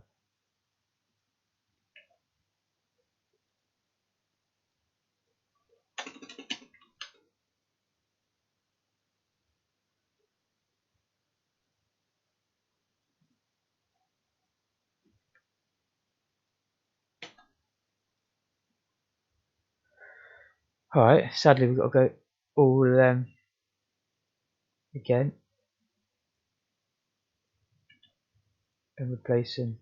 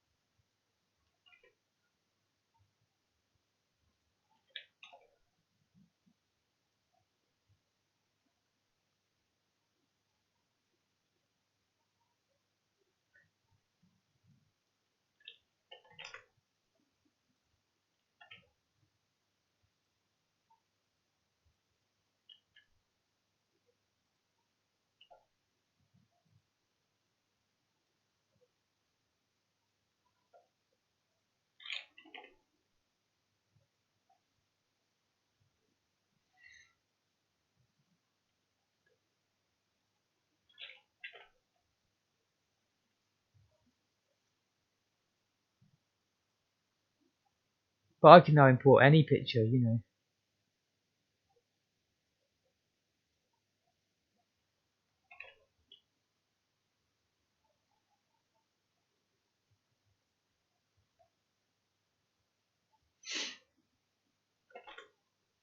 And that didn't take long at all.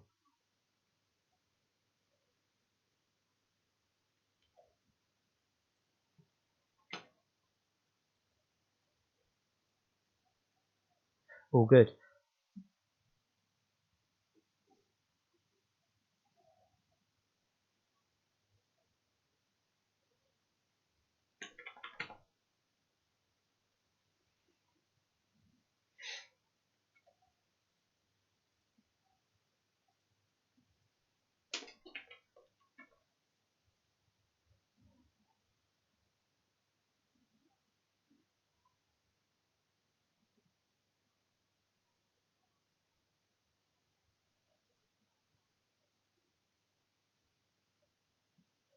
Change that to BG balls. It's not going to recognise it because I haven't included it yet.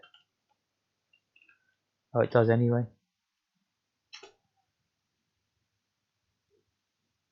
That's handy.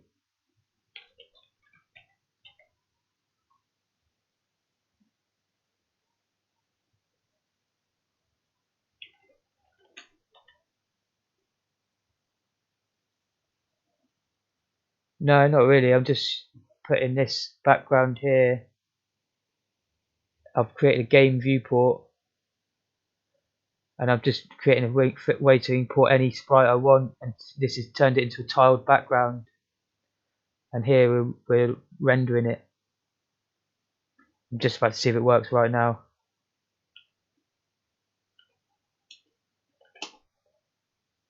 Well, hey, does that show up on the stream? No. There we go.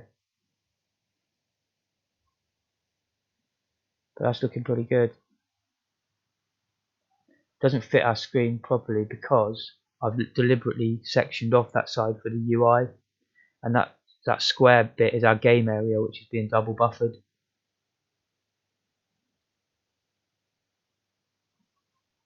So that's brilliant. I was able to just quickly import.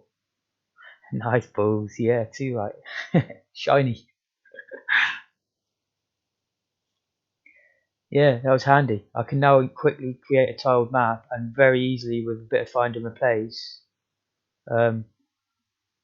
take the output from that ZX program here, and actually very quickly my code will just make it into a tiled background, which I'm happy with.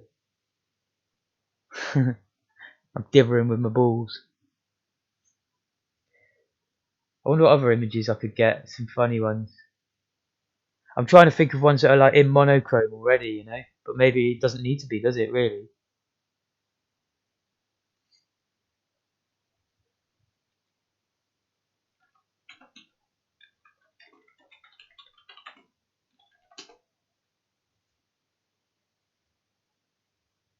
Obviously I have to add colours soon. I did that yesterday on this on the other viewport, so it's not going to be too difficult.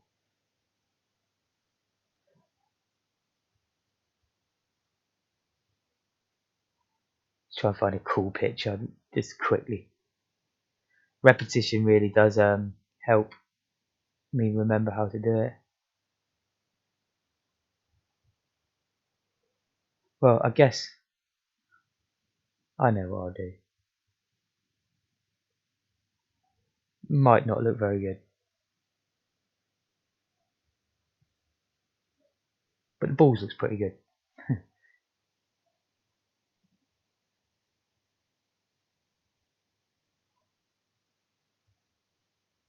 Let's create this into the right size quickly.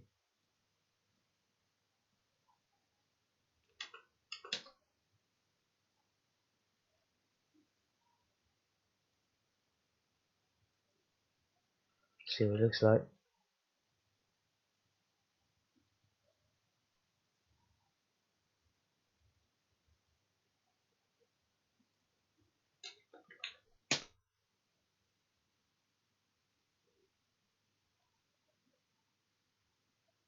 Drag that little beauty into ZX. Let me just put that up on the screen. Oh, could not load file. Wonder why. It can load that one, but obviously that's the wrong size. Strange.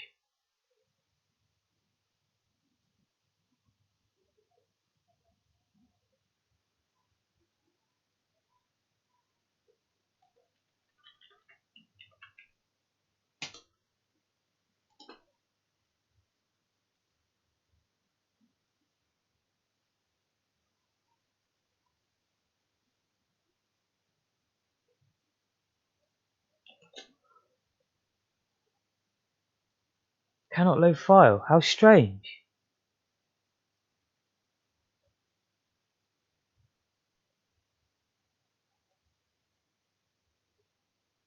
That's not even the same. Oh, it's loading. Why is it loading it as a screen?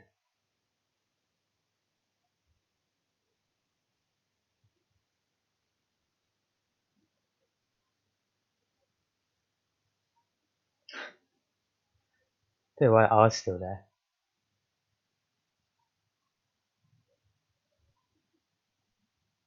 It's too big anyway. Screw this.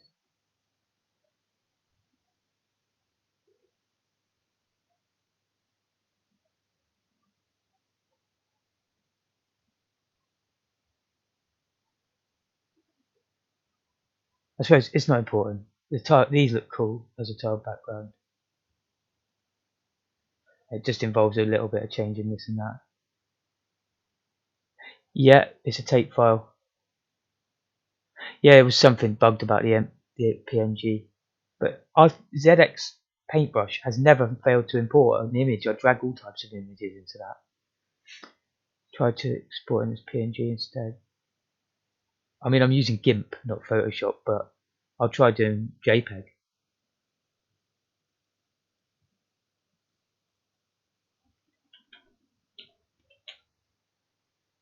Oh, it's not in the same folder.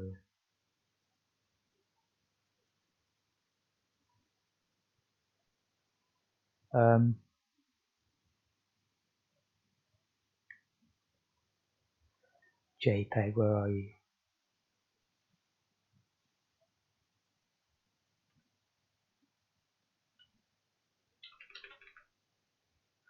Okay, here it is. I've got to reload ZX because I've Closed it.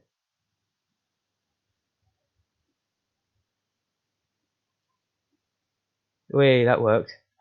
It's coming. It's come out all weird, but it's going monochrome.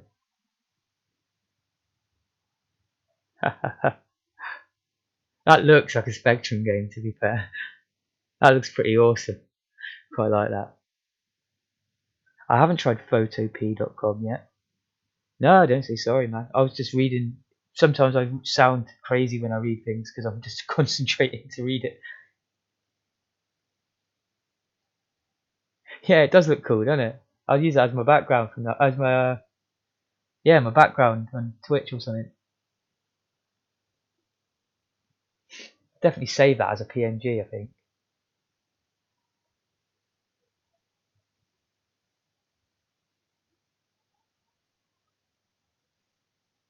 Can I be bothered to save it as a PNG? Just save it as a ZXP for now. Then it'll be there, won't it? Okay. So, what size is this bugger? Where's the grid? Yeah, there's our tiles then. That's what it's going to make for us when we export it. So most of them are wasted, which I don't really like.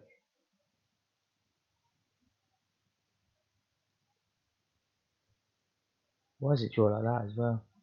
Oh, the paper colour. No. So it is a weird app, this. I'm not going to touch it.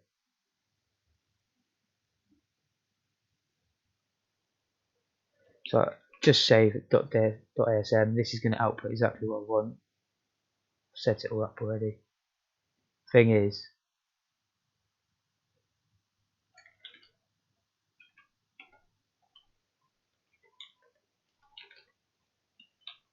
it's going to take, it's a little while it's going to take.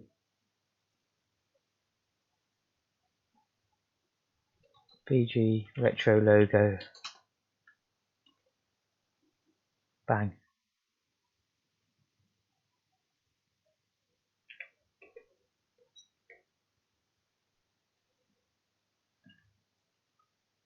Just move that comment above there.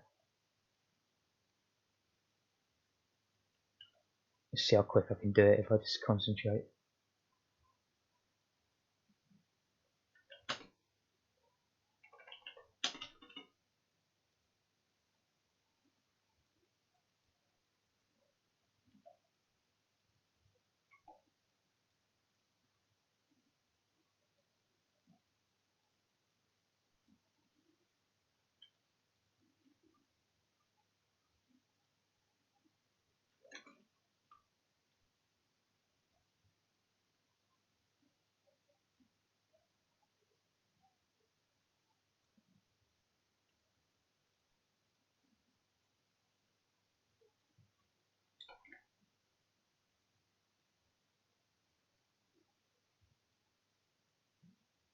Sure, there's better ways of doing it, but this seems like a pretty good way.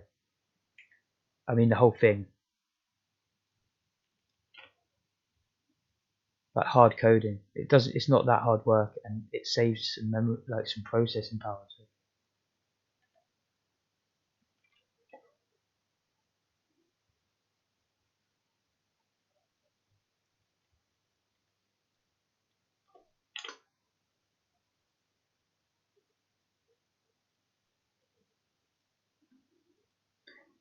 nearly done.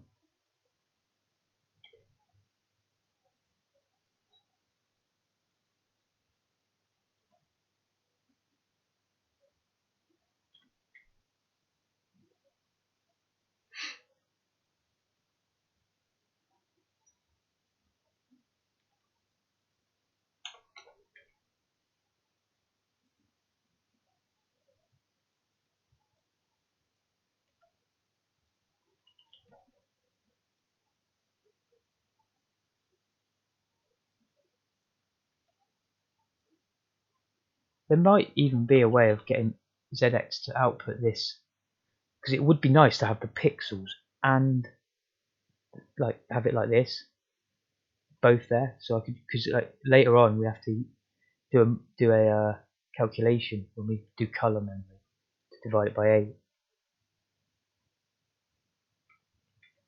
but it would be good just to specify it. Right, that's done. So I think all I've got to do is copy them constants.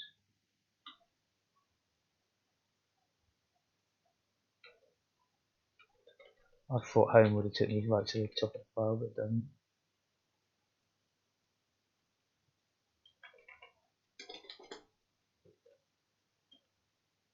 Copy them constants, change this to, well, I'm down here anyway, so might as well include it.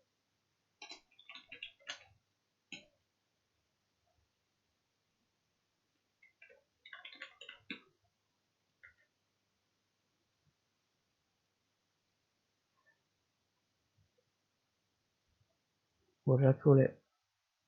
BG Retro logo.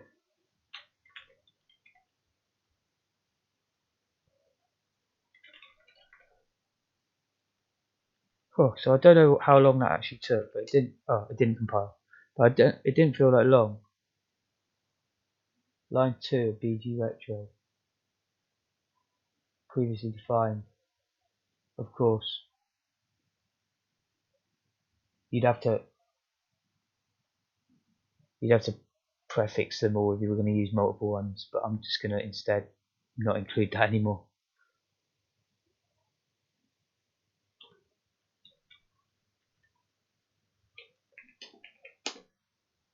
Well, hey, we have a game area.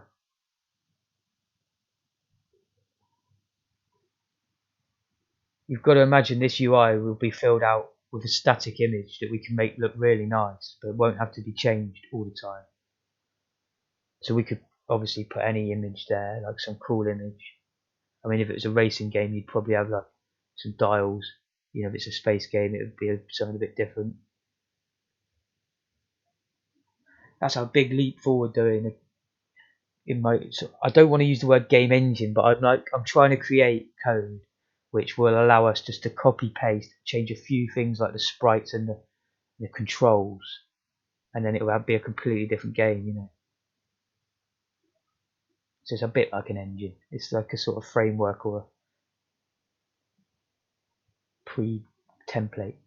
Cheers, Moz. Yeah, I'm well happy with that. I've got a good understanding of how that's all working now. I've debugged quite a few little problems and actually got to the end as well without like, I wanted to just delete it all at quite a few points and move on to something else, but I didn't.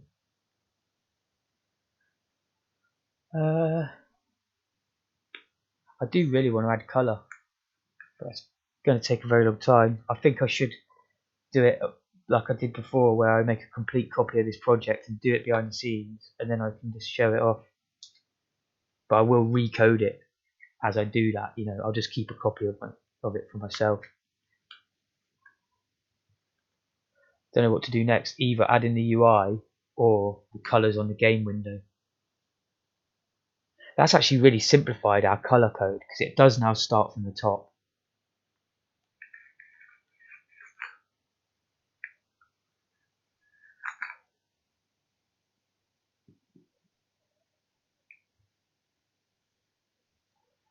Brilliant. I'll put it back to the balls.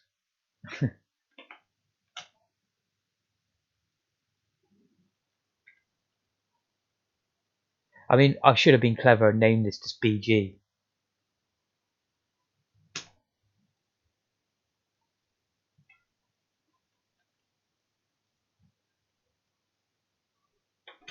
If we're only going to have one of them in there at a time anyway.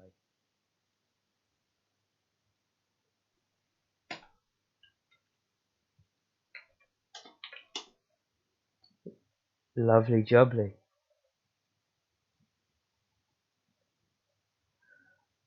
Brilliant. That's a leap forward for me. That's like some nice looking screens now. I could import like a picture of Super Mario or whatever. Have it as a tiled background.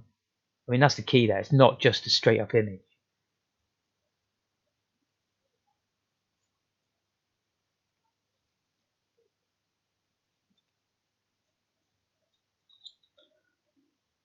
Hmm.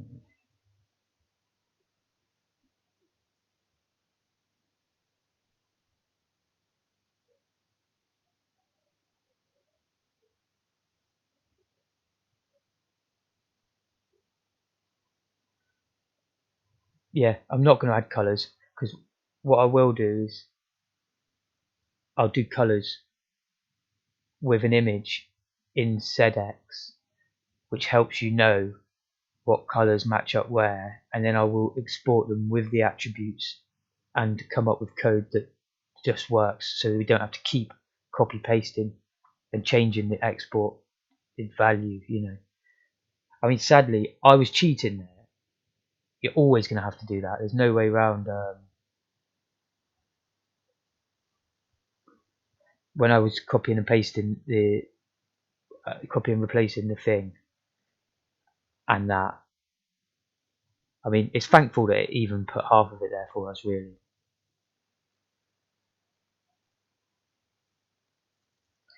Yeah. So we don't even need to worry about tiles anymore. We've got that sus. The next thing to do actually on these is to like add some more values here. Like 1 if it's solid, 0 if it's not, you know, 3 if it's a platform block.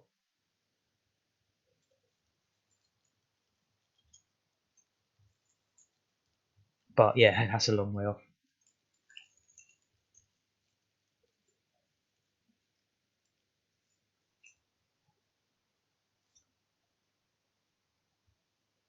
Almost ready for some gaming now, personally.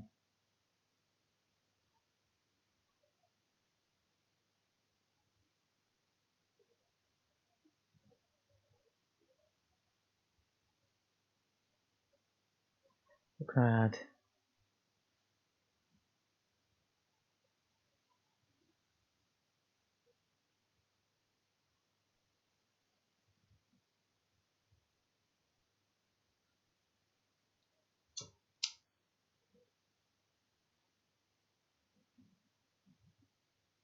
I might, just for fun now, make a routine that goes through the color memory, changes color every line.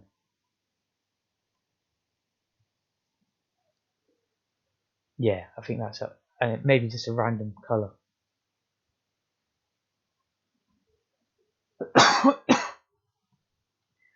That'll look nice.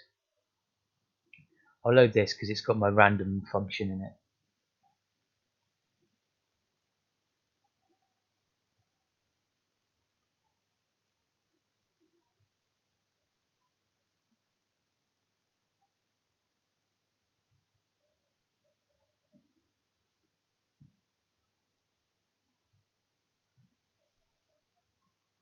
Actually, nah, I can't be bothered because it might end up leading to some confusion.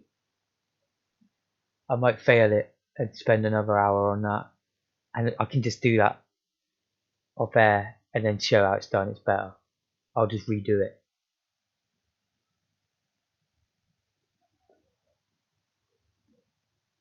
I think I might go ahead with a bit of Defender of the Crown with a move for the sitting back. Don't have to play that game, you know, you can do it at your own pace.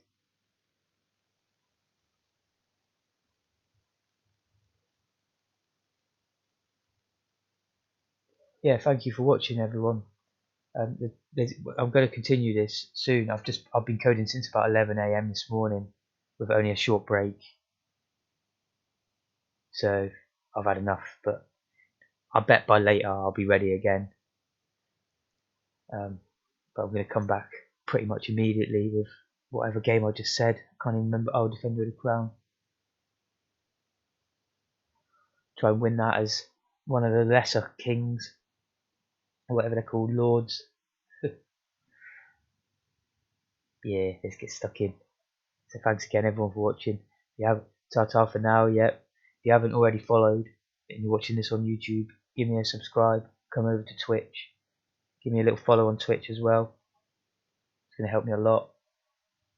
There's going to be Spectrum, Commodore, the gaming, game development, Amiga development, sound development on the Commodore and Amiga and at 64. It's all coming up. NES homebrew eventually. At the moment, it'll just be the very basic getting graphics on a screen and sounds. But we're going to advance further and further into it. There's also a little bit of dabbling in Unity. I'm going to make a little project in Unity. But I'm much more into the retro coding, actually. So yeah, I'll see you there. See you very soon. Have a good one.